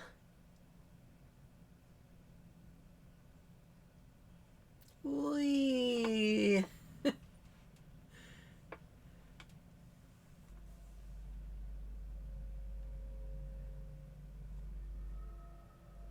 So where are we now? There's something on the ground near where a masked person was standing. Fragment of a broken mask. Piece of a Greek tragic mask. So yeah, it sounds like Anthony was probably involved with the playwright, but because the horrors were starting to seep in and obviously affected him and affected his wife, because it sounds like the people in the Vale didn't take too kindly to him trying to escape.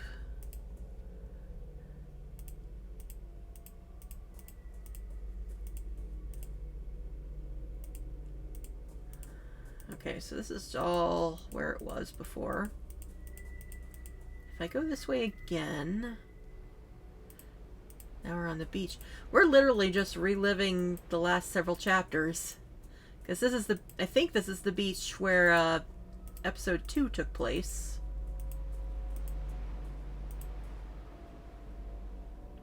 I really love that they're making everything recognizable. Way was blocked by spikes before, which... The way we're going now, or a different direction I missed? There's a hole in the ground. I've seen gardeners digging holes like these when they need to transplant trees. And the statue of the lady. Underneath the statue's hood, there is an empty hole where a face should be. I remember seeing statues like this in Professor Wright's garden. Can I... Probably can't reach it. Going the way you're going now. Okay. I thought I'd gone that way before. It's a little easy to get lost in the veil. But yeah, I was going to say, I love how they're making a lot of these places recognizable but wrong. An ancient oak stands tall above my head, casting an eerie shadow upon the building's wall.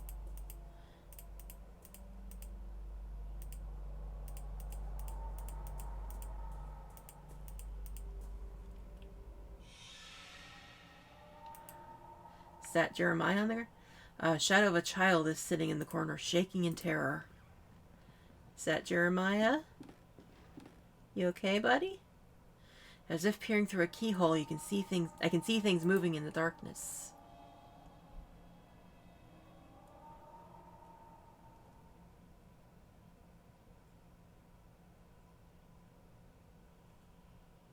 What is that? I like the style, but those themes... Does Elena approve this art?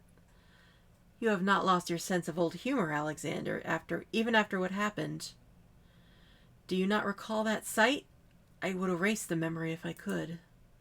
I find the painting makes it easier to bear.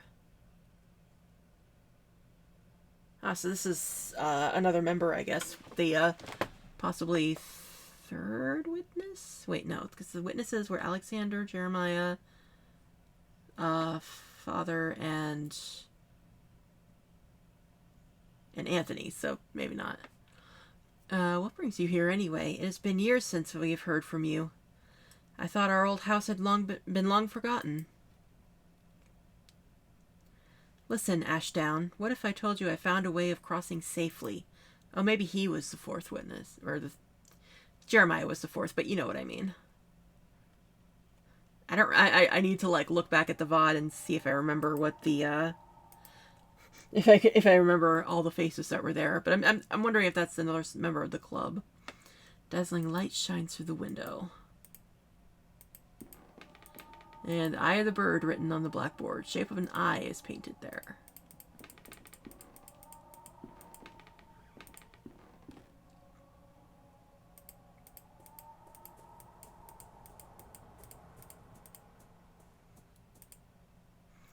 These trees are the only reminder of life around here. It is as if they are guarding the statue. Yeah, you want a mandrake root? Anybody want a mandrake? Can I bury the mandrake? I can bury the mandrake. That's probably gonna sprout another tree.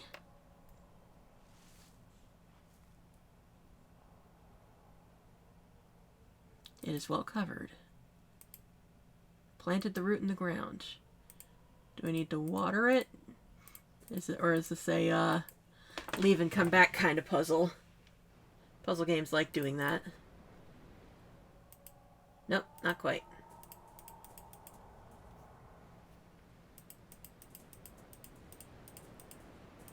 Oh, there's a cave here. The piano. We've gone into season 2, episode 2 now. Grand piano is missing a key. With maybe a hint of season 1, episode 3.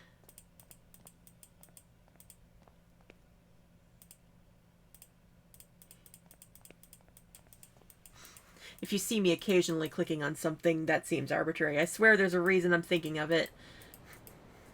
Although it can also... There are also plenty of times where it's like, yeah, I don't know, click everything on everything. A large sea stack just off the beach. It seems to have a lonely demeanor. Hi? Oh, that's a mirror. Whoa. A colossus born of rock and craftsmanship, relegated to the briny backwaters of this nightmare, and to the emotions of injury and despair.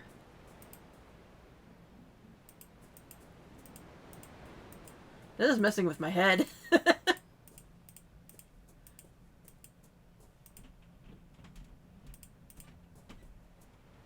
Actually, Okay, that looks important. But before that, let's see if there's anything new in the cave on this side of the mirror. Ah, it's a stage. Looks like the playwright's all here. Grand piano is missing most of its keys. I can't take some of the keys and... Ah, here we go. I was trying to click on that before. Take the key. So then I can take that to the other side. But first, there's a tree growing out of a coffin.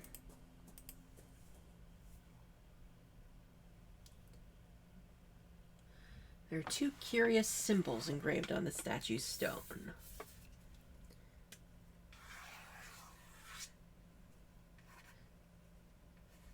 Quickly jotting those down.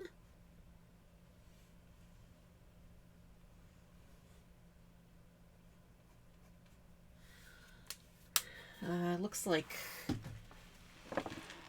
a mountain silhouette with a serpent, maybe?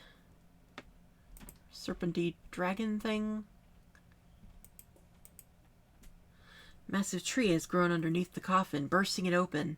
Some macabre artist has placed a life-size statue inside. Was it placed by a visitor, or does it represent another memory? Or was the statue somehow... No, I cannot bear to think of it. Was it somehow what, John? Use your words, John. I'd kind of like to know what you're thinking, John.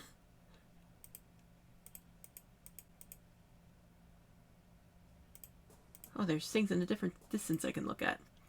Gray standing stones loom in the distance. They look uncannily ancient. I have a thought. No, the perspective doesn't twist that way. These statues is almost as if they are children of the standing stones that dot the horizon. They are less weather-beaten at any rate. Underneath the statue's hood, the face bears an evil grin. Ooh. These statues almost as if they're the children of the horizon. And what's in here? That looks like something I remember seeing in one of Jeremiah's nightmares in episode 2. What is this? Shapes are forming through the shadow. I cannot look away. I must see.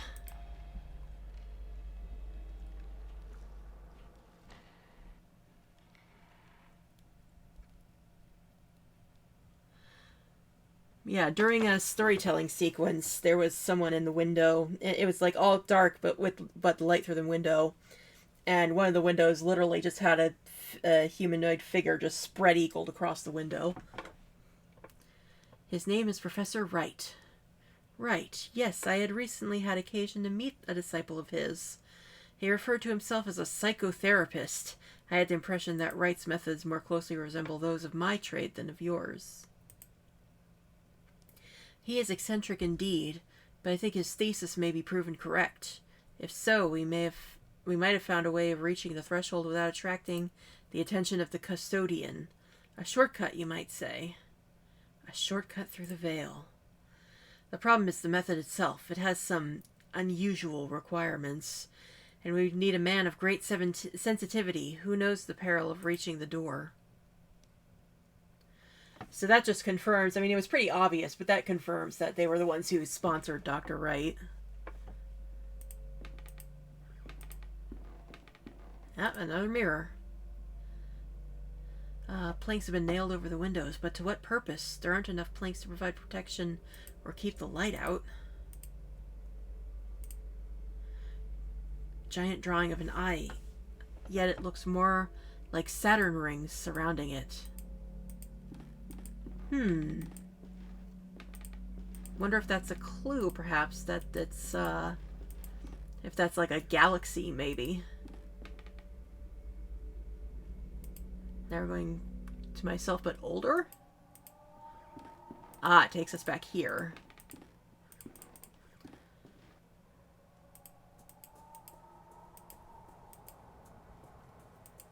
Something sit on the table. Let me look.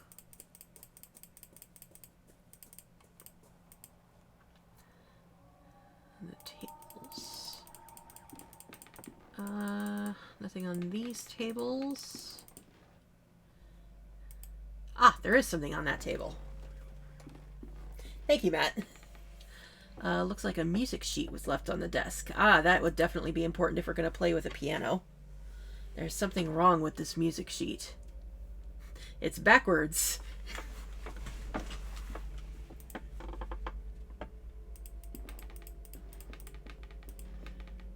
So let me see. Can I look at it again? Like, it's backwards, and I'm trying to see if, like, I can't really read music too well, but it's definitely like an ascending pattern.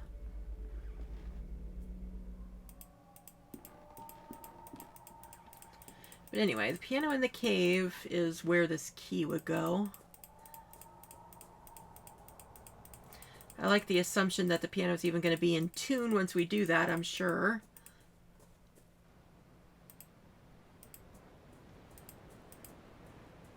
Oh, check it out. I'm on this side. That's a good point. Nope. It's the same as it was on the other side. Key fits perfectly. Melody seems simple enough. I think I could manage to play it. Assuming, what? Oh, I just clicked out. Let's see.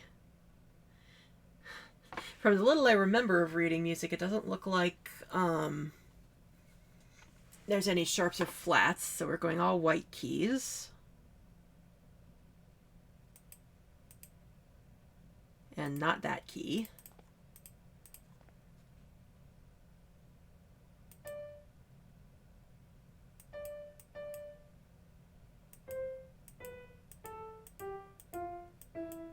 Oh wait, no, it's dun dun dun dun dun dun dun dun dun dun. Okay.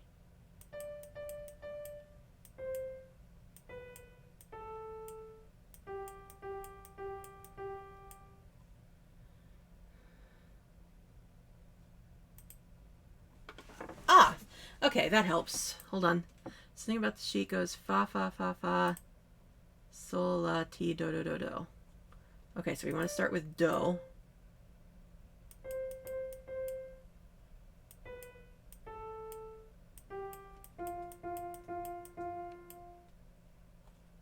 Or do I have to actually play it the other way?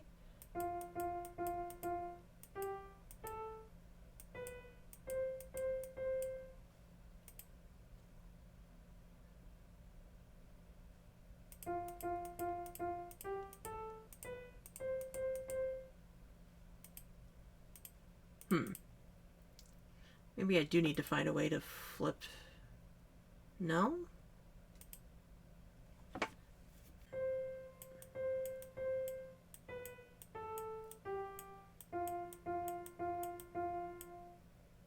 There we go. Oh yeah, that's the theme they were playing in the in episode 2. But yeah, I did that before. I guess I needed to come out and come back in because it wasn't giving it to me the first time. As I suspected, that is the melody I heard at Wright's mansion. What's that? It's coming from another place.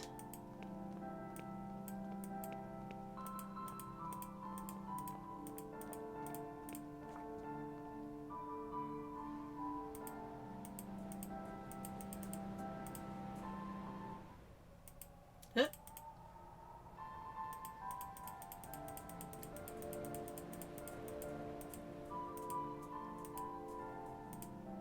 Is it perhaps on the other side? Is it playing on the other side of the mirror?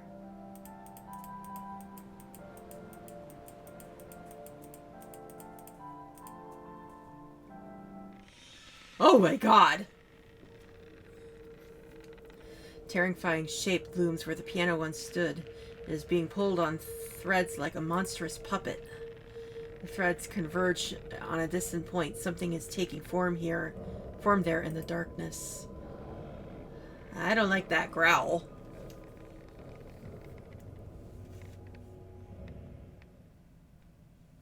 And we're back here. It's our old classroom, but that shadow, who...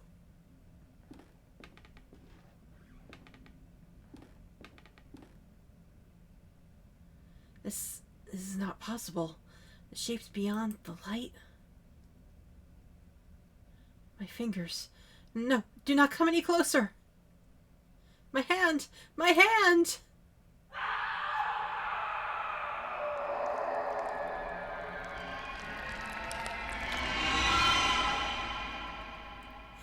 I was wondering if I needed to warn for body horror in the disclaimers before. I should have trusted my gut.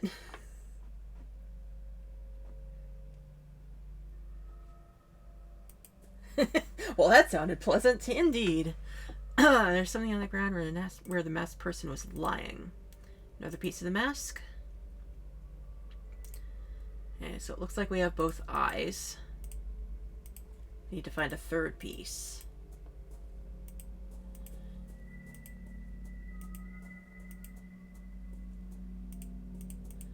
I think the only place we haven't tried is the woods. Is the woods accessible now? It is!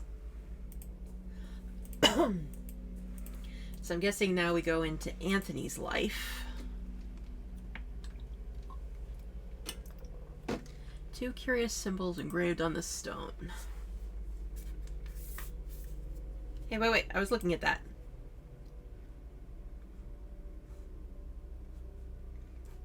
Kinda looks like Roman numerals. I'm not sure about that, though.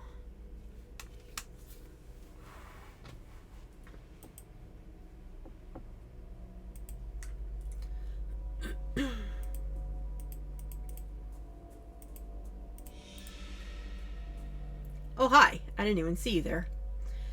Tall figure stands in the woods. I might have taken it for a tree were it not breathing heavily. Inside, I see things near the threshold getting closer and closer.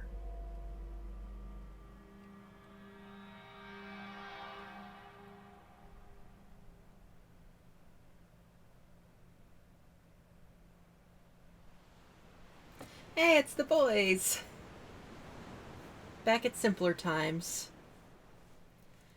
After what happened to Father Glynn, I think they will shut down the school. Anthony, that thing we saw, I don't know what it was. But what about your father's diary? Myths, legends, superstition with no basis in scientific observation. Anthony, talk to us. All right. My father discovered several ancient myths pertaining to the Veil. They come from a variety of subcultures and hence take many different forms. But they all say something similar about what resides near the threshold. An ancient being that sleeps within the fog, protecting the door from intruders. A vengeful custodian. But no matter. At any rate, my serum was a failure. We got but a glimpse of what exists out there, nothing conclusive. But what if the serum had worked? I don't know. As I said, I have no data. And those myths, what do they say? Those tales, they say that if any intruder got too close and was discovered by what sleeps in the fog, then the custodian would be relentless. It would pursue the intruders and destroy them wherever they may hide. There would be few ways to protect themselves from its rage. I'm guessing the crows are the custodian. Or at least is a symbol of them. Symbol of it.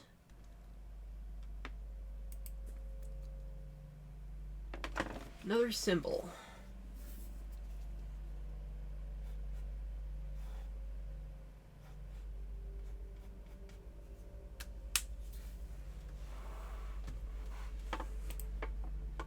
Hope I didn't miss any symbols anywhere else.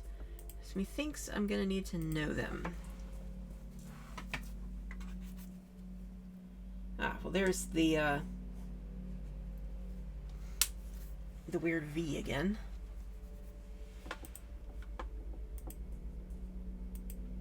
Were there any that I missed?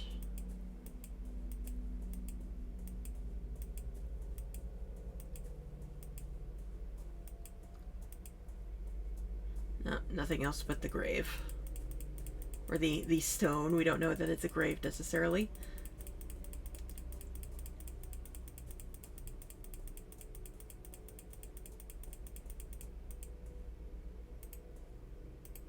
Come on, go into the fog, John. Wait.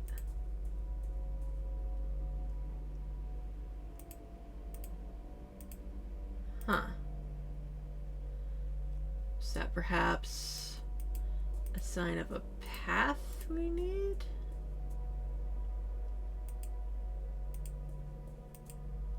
Oh, what'd I do?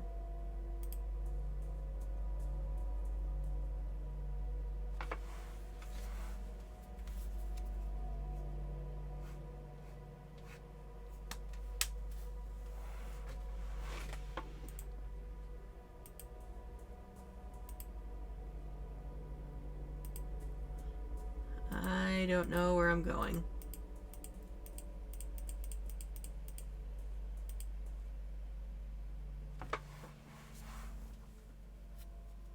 Okay, that looks like the first symbol that was on the stone.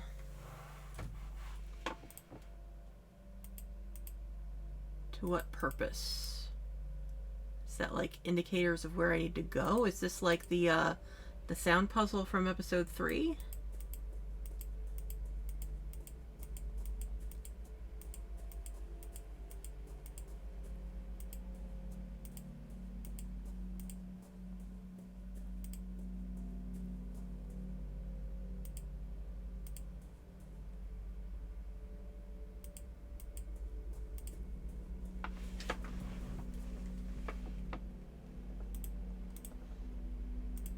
Yes, I know there are symbols on the stone, John. That's why I looked.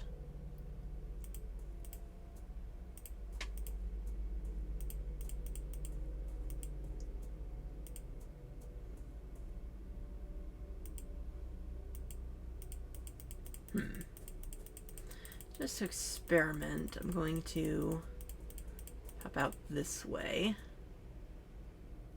That just takes me back out here. Alright, checking the walkthrough. Okay, I'm gonna take the walkthrough's word for it because I might have just missed something before.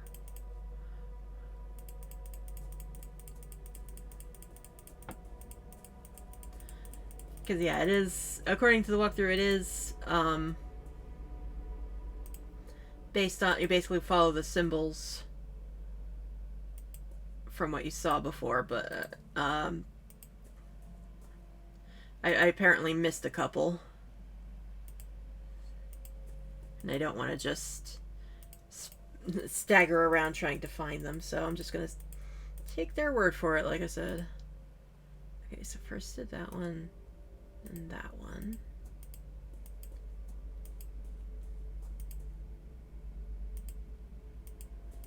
That's one we saw before, but that's not the one they say to do yet. That's the one they want me to take. However this works. There we go. Okay, we're deeper in. Then in that order? Okay.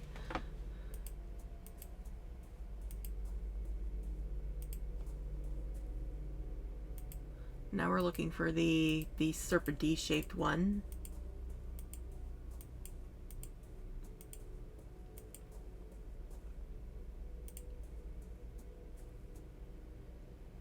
No.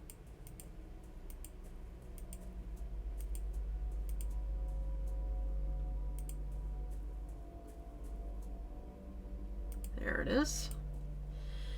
And now the scribbly mountains.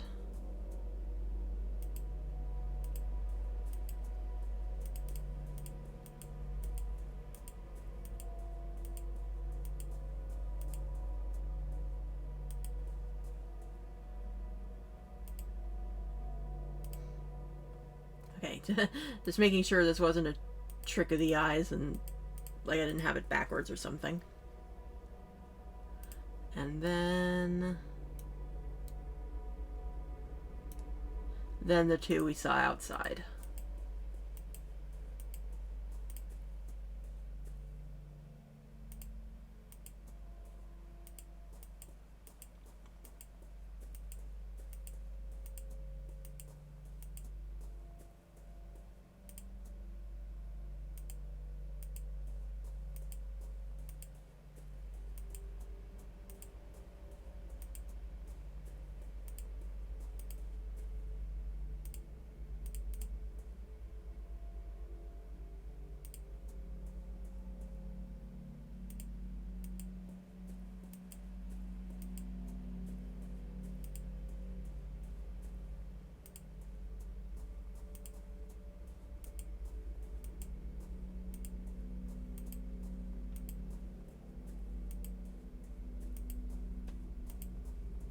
I hope this isn't a sign that I messed something up and I went in a circle or something.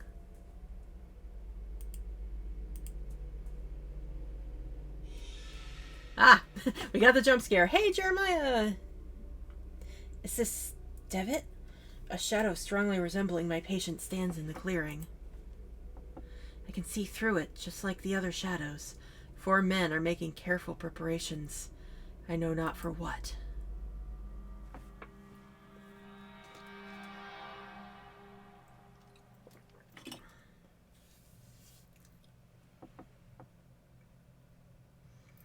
This Captain Skid. Devitt, are you certain he can guide us safely through the fog? His results are extraordinary, Anthony. It is the best chance we have of avoiding the gaze of the custodian. There can be no doubt that the captain survived an encounter before. He even kept a companion from harm. We will finally see what lies hidden beyond the curtain. It is time.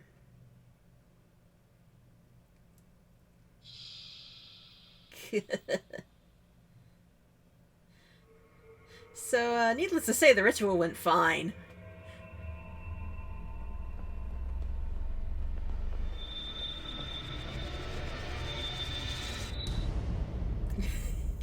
Perfectly fine. Just as intended. Just fine. And this looks like the church outside of the estate that burned down in episode 1 of season 1, I think, or maybe season 2. This looks familiar, is all I'll say. A huge statue of a mythical creature. Is the bird with the head of a wolf, or is it a lion? Interesting. Is there an engraving? The inscription reads 30 birds. Is that a hint of a puzzle?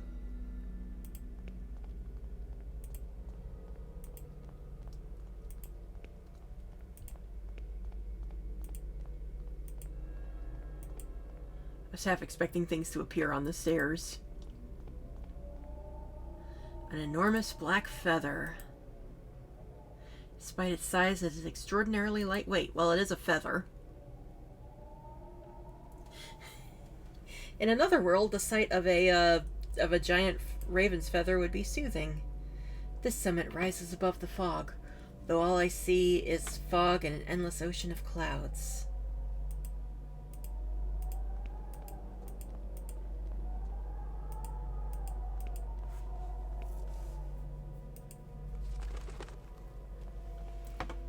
Hello? Hello? Mr. Custodian? What's that noise? Something's out there. It's getting closer.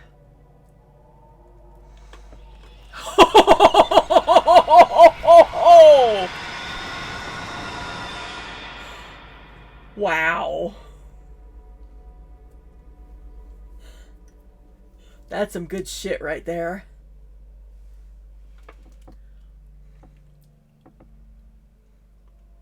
Is he asleep? He is now. It has been so long, I had begun to lose hope that he would ever awaken. Were you able to speak with him? Anthony, Devitt has forgotten everything. Everything. Good heavens. It may be for the best. Our research is likely to take some time. If he truly has amnesia, his condition will protect him until we are ready. But should we fail, remember what happened to Hugo. Ashdown entered the Vale in full knowledge of what might happen, and we will succeed where Wright failed. We will use the serum to induce primal terror in a controlled environment. In one stroke, we shall overcome all of our obstacles. But when the time comes, we must have means of guiding our dear friend back to us.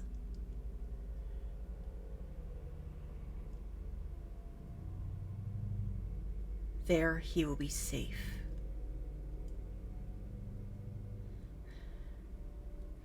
I'm really wondering how I feel about Anthony now, honestly. I kind of felt like... I mean, I guess his suicide was a guilty conscience, but... I basically spent the whole beginning of this feeling like Anthony wasn't really in on anything. But it sounds like he still kind of was, or maybe that was a flashback to before he had his what have I done moment. piece of a mask where a person was kneeling. Fragment of a broken mask. Is that all 3 pieces?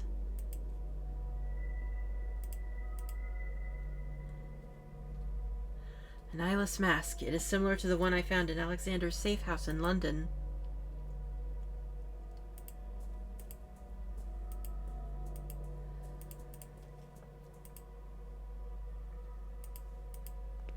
Let's see if I can remember how to get to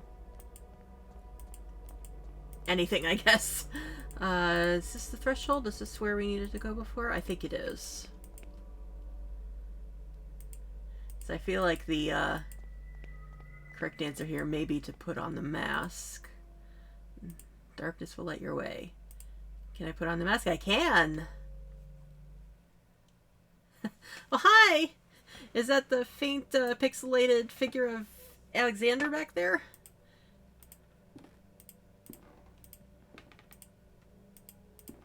I thought I saw a hand icon somewhere.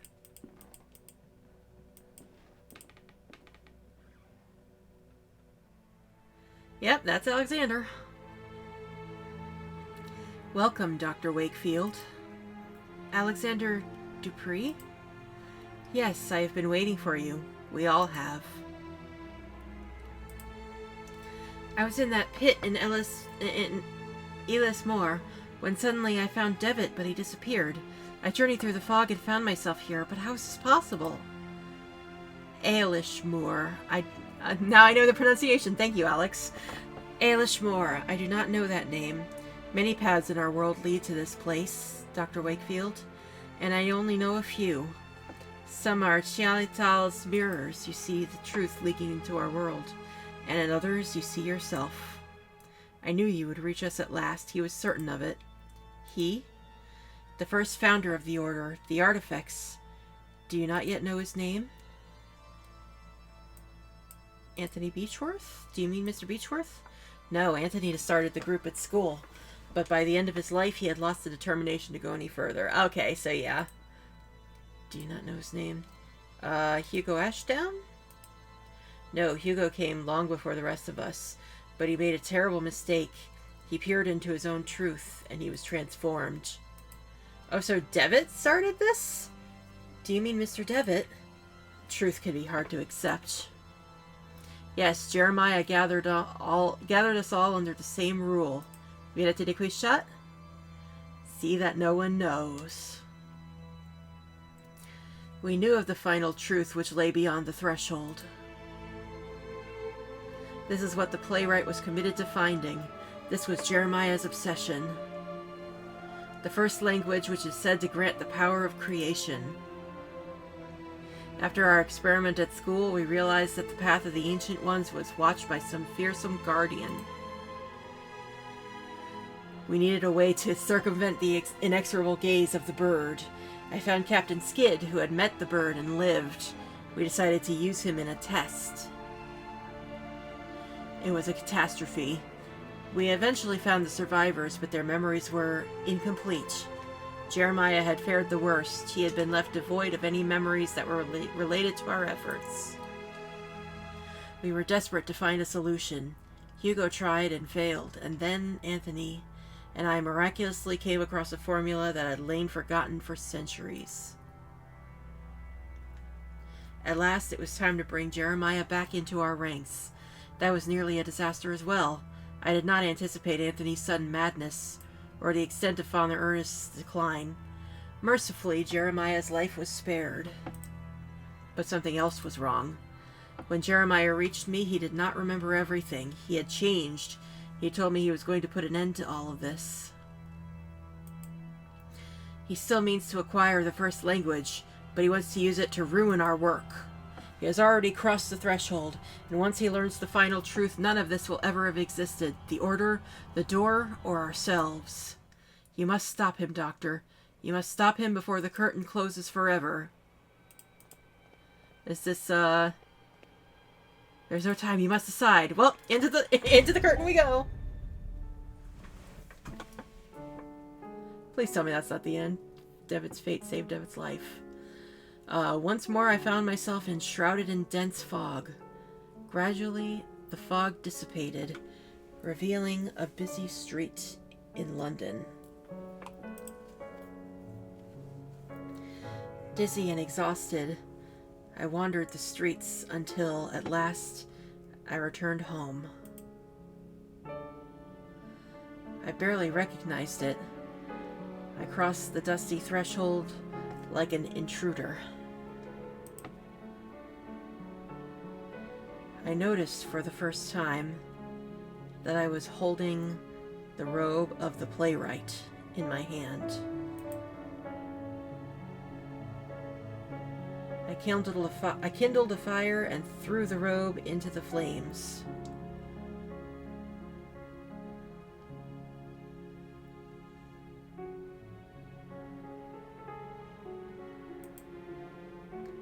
As I watched it burn, I remembered the black ocean.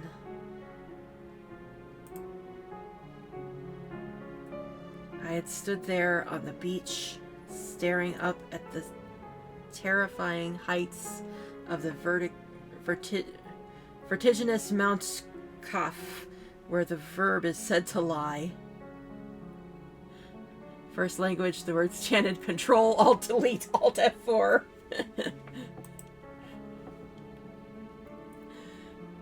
Then someone touched my arm. It was Dr. Wakefield. Our encounter on the endless dunes had not been an illusion. In his quest to find me, he had ventured into the veil itself.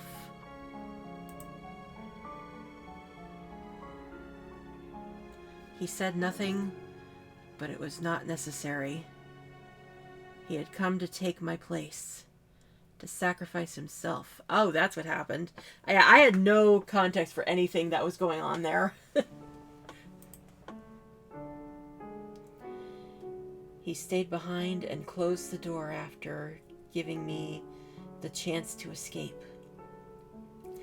His reasons I will never know. I do not know what happened to Alexander and the others, but I fear that they are trapped in the Zha'ilathal for all time.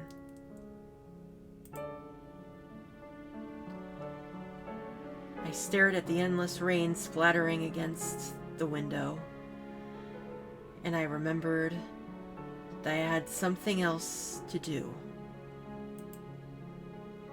Jeremiah, what are you doing? A last promise to keep. Videte ne qui shat. Oh, Jeremiah, is this the end for you?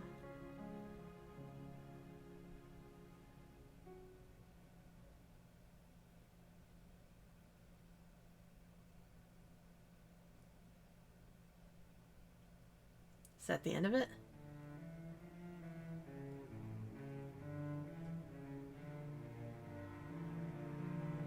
That's the end. Holy shit.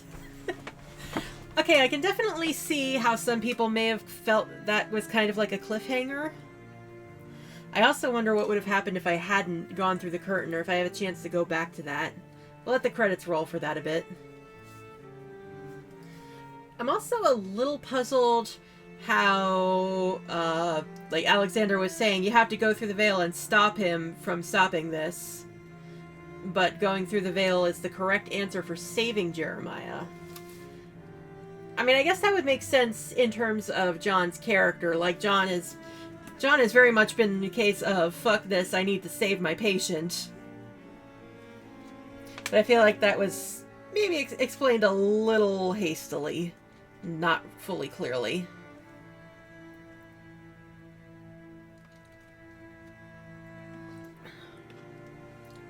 As for the plot twist of Jeremiah wanting being the one who started the cult, I do find that interesting. I'm not necessarily shocked, though. It can be a little out of nowhere, but I also feel like, you know, Jeremiah was a lonely, messed up kid. Like, you know, he was abandoned by his literal dad. So I feel like, you know, his interest in philosophy maybe turned into, like, hey, there's this there's this thing beyond our knowledge. Let's find out what it is, because I'm a young kid and stupid and want to learn things.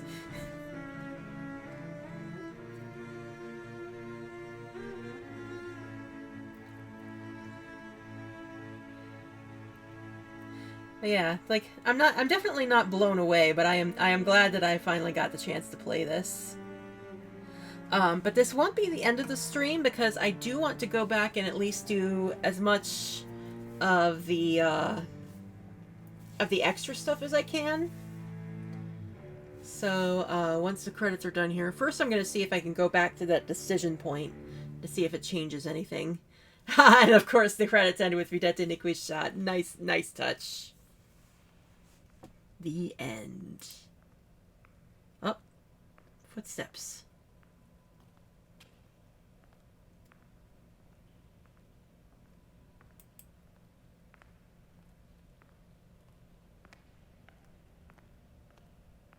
Oh, I hear the song.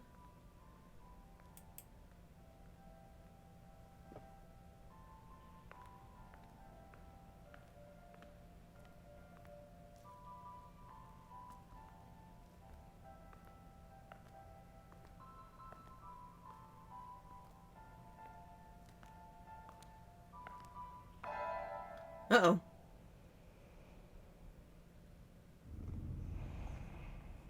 Oh, it's that thing again. Thing.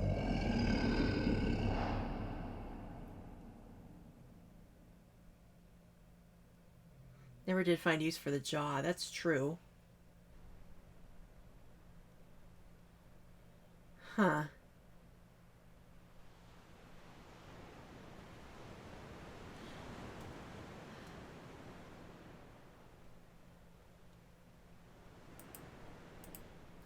So let's quickly go back before we do those.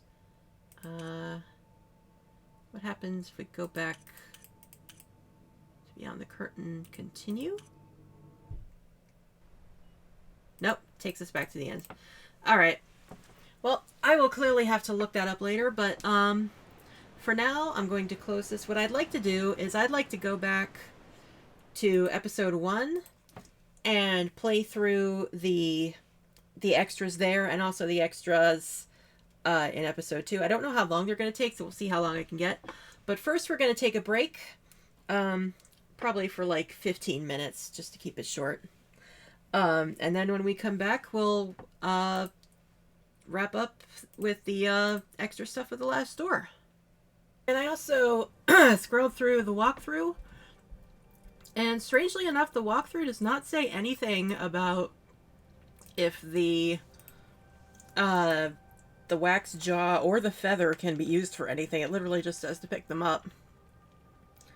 But it doesn't say, like, if they're used for puzzles or anything. So I wonder if that was maybe just some residual stuff, because this was a Kickstarter backed game. So I'm wondering if that was maybe like some leftovers of, oh, we're running out of money, we need to wrap this up now, and they just never used those assets or something like that. But in any case, we're back in season 1 to do these 4 mini-sodes. I don't know how long they are, but we'll see how many I can do in like an hour or two. So we have the Morgue, Death Sentence, Wanderer in the Fog, and Beechworth's Wake. So let's just go from the top down.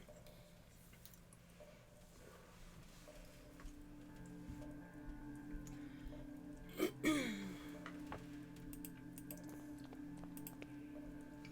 must be something wrong with the water pressure valve. I don't know who exactly we're playing here. Sorry, I choked while I was eating my dinner, so my throat's a little messed up now. Also, my sound's back on it. Yeah. Anatomical model of actual human bones.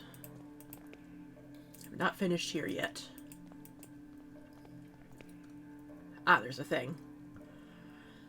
Here I have the police and medical report. The latter is still blank.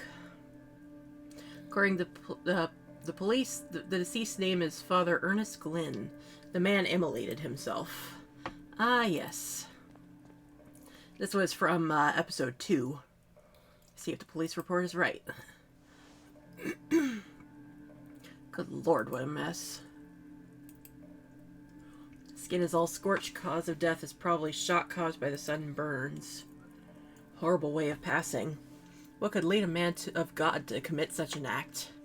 Oh, I can definitely think of some people who were in that state. All that remains is to file the medical report so he can receive the proper treatment a fine gentleman deserves.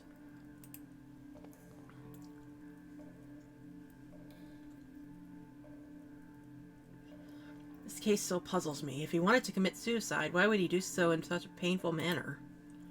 Was he drugged or intoxicated? I should check his stomach for signs of poisoning. Do we need a scalpel? Aha! Scalpel, pincer, scissors. Such a lovely sound. Alright, the stomach looks fine on the outside. Now I should cut it open to check its contents. Is that the scalpel again? Gross.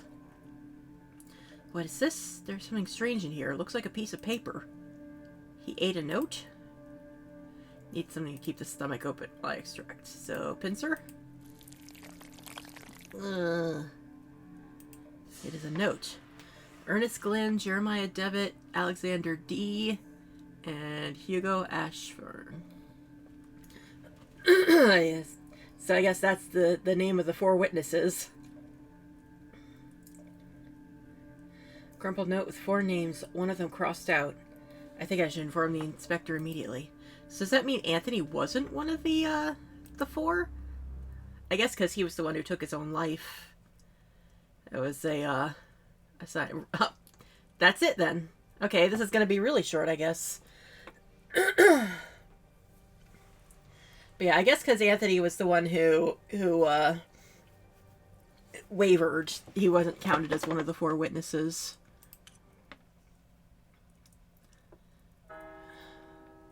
Francis Baldwin. This is the guy from episode 2 who was killing people. After being certified of your guilt by a peer jury, we find you guilty of the wicked and violent murders of 14 innocent and sick people. Because of this sentence, I am hereby authorized to execute you at this very moment by hanging to death in the sight of God. Would you like to make a final statement before we proceed? Why will you say that I am mad? You should have seen how mercifully I proceeded. With what love. I saved them. I released them. Now they are in a better place. Do you still believe I am mad?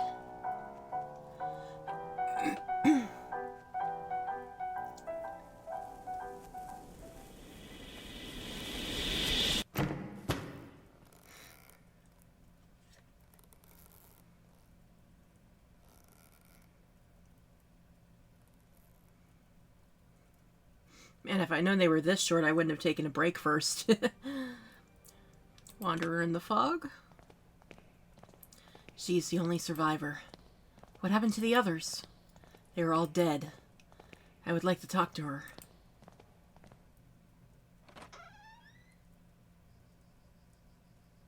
Who is that? Oh, that's, Dr. Kaufman. She's spoken only nonsense since she woke up. Ms. Parnell is staring meditatively at this small plant. Good afternoon. My name is Johann Kaufman. I am a doctor. Would you mind if I asked you a few questions? Please be careful with what you ask. Miss Parnell's state is delicate. I am perfectly fine and able to talk, sister. Thanks for your consideration. Now, doctor, I understand you want me to repeat my story. I would be thankful to hear it indeed. I'll stay outside if you need me.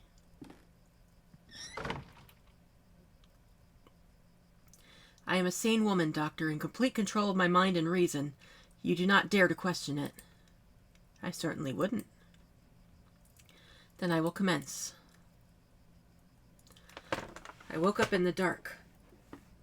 Excuse me. The room was small, so narrow that I could touch the wooden walls just by raising my elbows. Could you recognize the place? I couldn't tell at first. For a moment, most dreadful thought crossed my mind. What if I had been buried alive? When I got out, I found myself in my parents' house. I hadn't been there since they sent me to school. Did you know anyone there? Your parents or maybe someone you know? No, they were not in the house, nor was any servant I had known in the years of my childhood. I was alone. I could feel the humid air on my skin, and I could smell the scent of the long time abandoned. I walked the rooms and settled by the silence. The place had the bleak feel of a ruin. Then I saw someone. In the opposite end of a corridor, an old woman stared at me. Did you try to talk to her? I tried, but she did not answer, and she walked away when I tried to get closer. I followed her out through the back alley and into the streets. I got lost in the burg of Aberdeen. The streets were deserted and thick fog covered everything. I thought I had seen the old woman through the fog once or twice, though they could have been just shadows. So the city was empty? No, not completely. I met some people, vagabonds. One of them was a priest. I remember a novelist and a boy, too. The priest, where did you meet him? I met him in a stable. Good Lord, he said mass there among the beasts. Could you imagine the profanity? Tell me more about the novelist. The woman had never written a word. She created only in her mind, you know. She could tell the story sentence by sentence with the perfect precision, and I could even hear a piece of her last work. Do you remember anything about the novelist's work? Yes, the piece she told me was something like, "The shadows of the past soon melted within the land that loves silence. Through the fog they walked, found themselves lost. Hoping for a sign from the gods, they set their camp on the beach where 30 birds awaited to meet their crown." That sounds familiar. So the boy, what about him? I came across an abandoned carriage. The horse was long dead, its bones still harnessed to the cart. There was a young man petting the carcass of the animal. Could you talk to this young man? He was deaf, but I think he could read my lips. When he spoke, he did with a clear accent. He said he could only listen to the songs of the departed. What happened then? As I walked, the fog got denser. I could barely see anything around. I finally met the old woman. She didn't say anything, but gave me a cardboard card. Then she left. She gave you a playing card? It was the one used to tell fortune. There was a drawing of it on it of a veiled person holding a lamp. Jeremiah? Then the mist seemed to clear out and I could finally see. What could you see? I don't like that the music cut out so abruptly. A barren land, bathed by roaring waves. There were thousands of birds.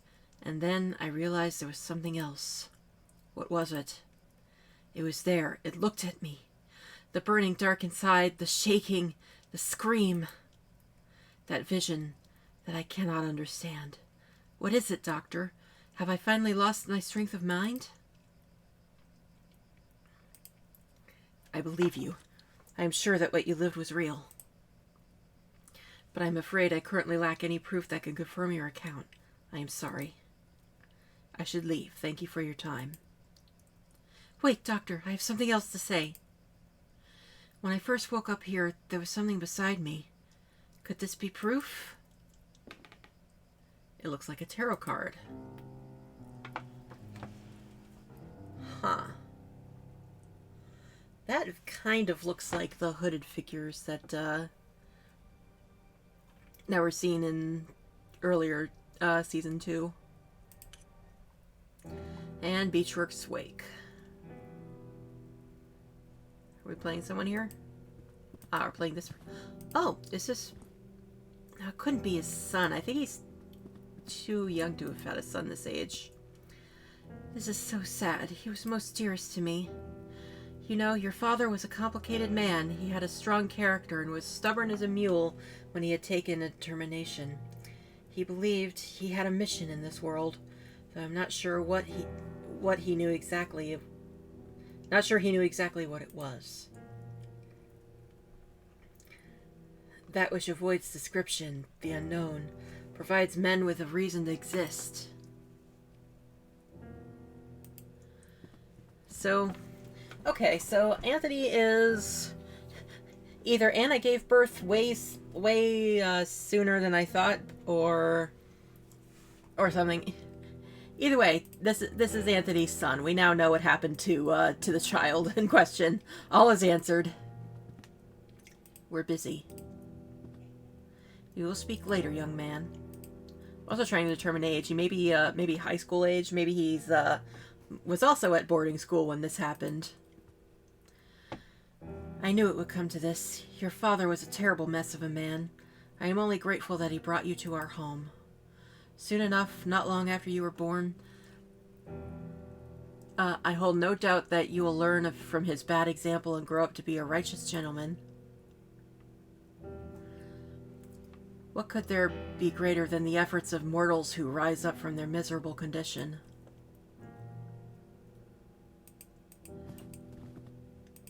Nothing here. And we look at Dad's body.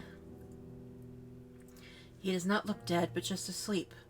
I barely knew him, busy as he was traveling the world. What would be a man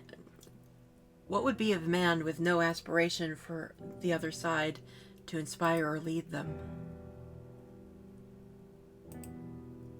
Why did he do this? This is an obscure domain, its secrets taken by man from the silence of nature and death.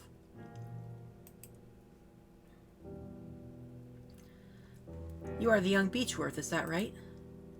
Your father left you everything, Anthony. Ah, Anthony Jr., I guess. The house, his accounts, and all his belongings, for you to receive when you come of age. He was very specific in his testament, though, that you should receive this promptly. His personal book log. Or wait. Maybe these are the memoirs of my life, my research and knowledge of the other side. Use them wisely, son. Oh, this is Anthony's father. This is Beechworth Sr., not the wake of Anthony Beechworth himself. I guess? I'm still so confused what happened to the child. I don't know, man. Either way, there should be one more. It's not on Steam, it's on GOG. There should be one more in Season 2.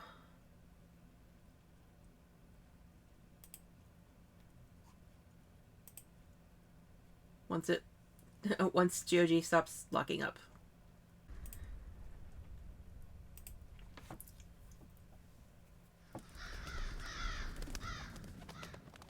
I do love the Game Kitchen logo with the crows going by. Very nice touch.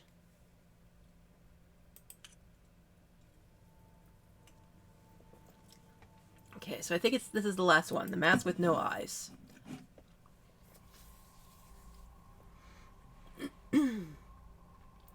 The inner circle is gathered once again.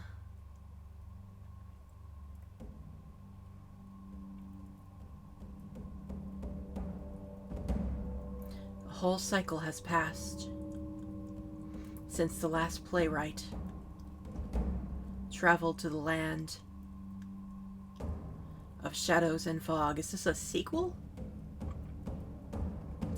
Now the Mask with No Eyes has chosen a new bearer. The path between worlds will be visited once again, and the veil upon human eyes shall be lifted forever. The playwright meets now, the custodian of the threshold.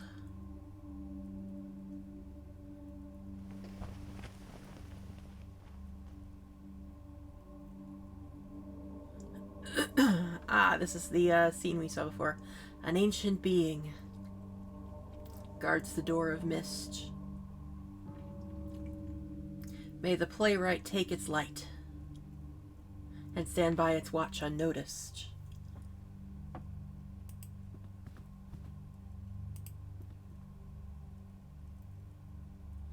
Four wisps of fog shall reveal the truth.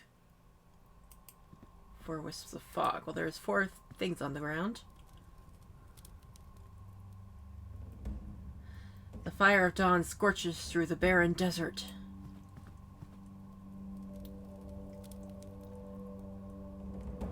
The boreal embers brighten the dark sky.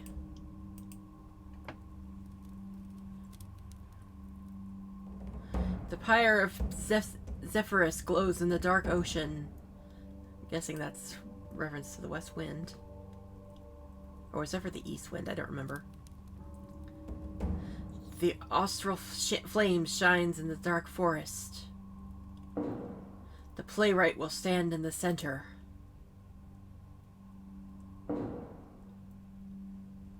There we go. I thought I didn't have control for a second.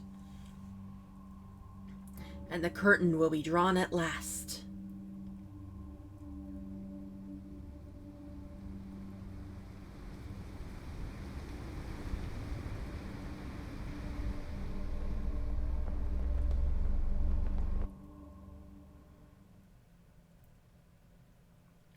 And then its eyes were open. Oh. Is that all we get? That brief flicker of something I barely even saw. Kind of looked like the mask from episode 3. I don't know, I may go back and freeze frame that. So yeah, that is more or less everything. The only other thing is the other ending where we don't go through the curtain, but that is going to have to, I may make that a separate recording on YouTube or something, just because I would have to go through the entire episode again to get to that decision point, and I don't want to do that tonight. I thought this was going to take longer. I feel bad taking a break because this was so short, but since it is late and we did start late, I'm going to go ahead and end it there.